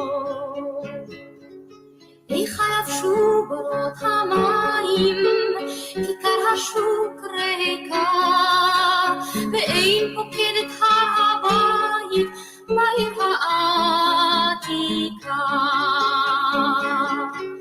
ובמערות אשר בסלע, והלילות רוחות, ואין יורד אל ים המלח בדרך יריחו.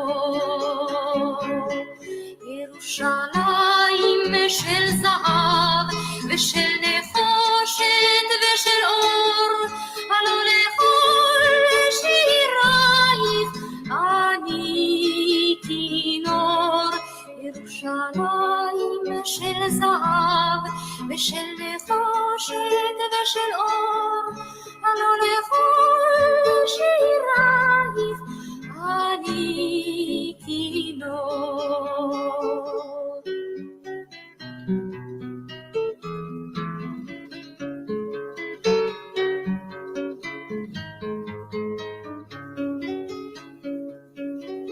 אך בבואי היום לשיר אלך, ולך לקשור כתרים, קטונתי מצעיר בנייך, ומאחרוני המשוררים.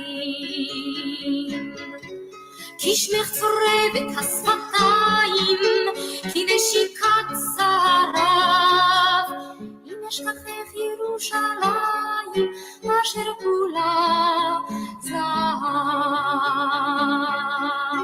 ירושלים של זהב ושל נחושת ושל אור, הלא לכל שירייך אני כינור.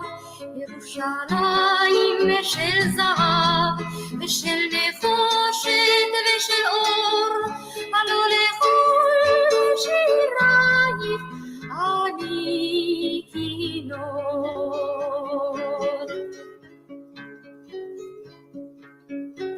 חזרנו אל בורות המים, לשוק ולכיכר, שופר קורא בהר הבית, בעיר העתיקה.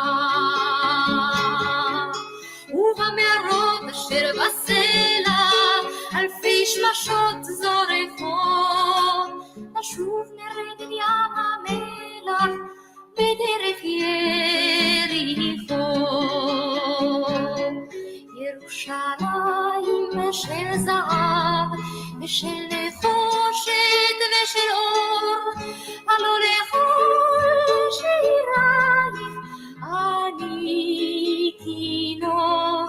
ירושלים של זהב ושל נחושת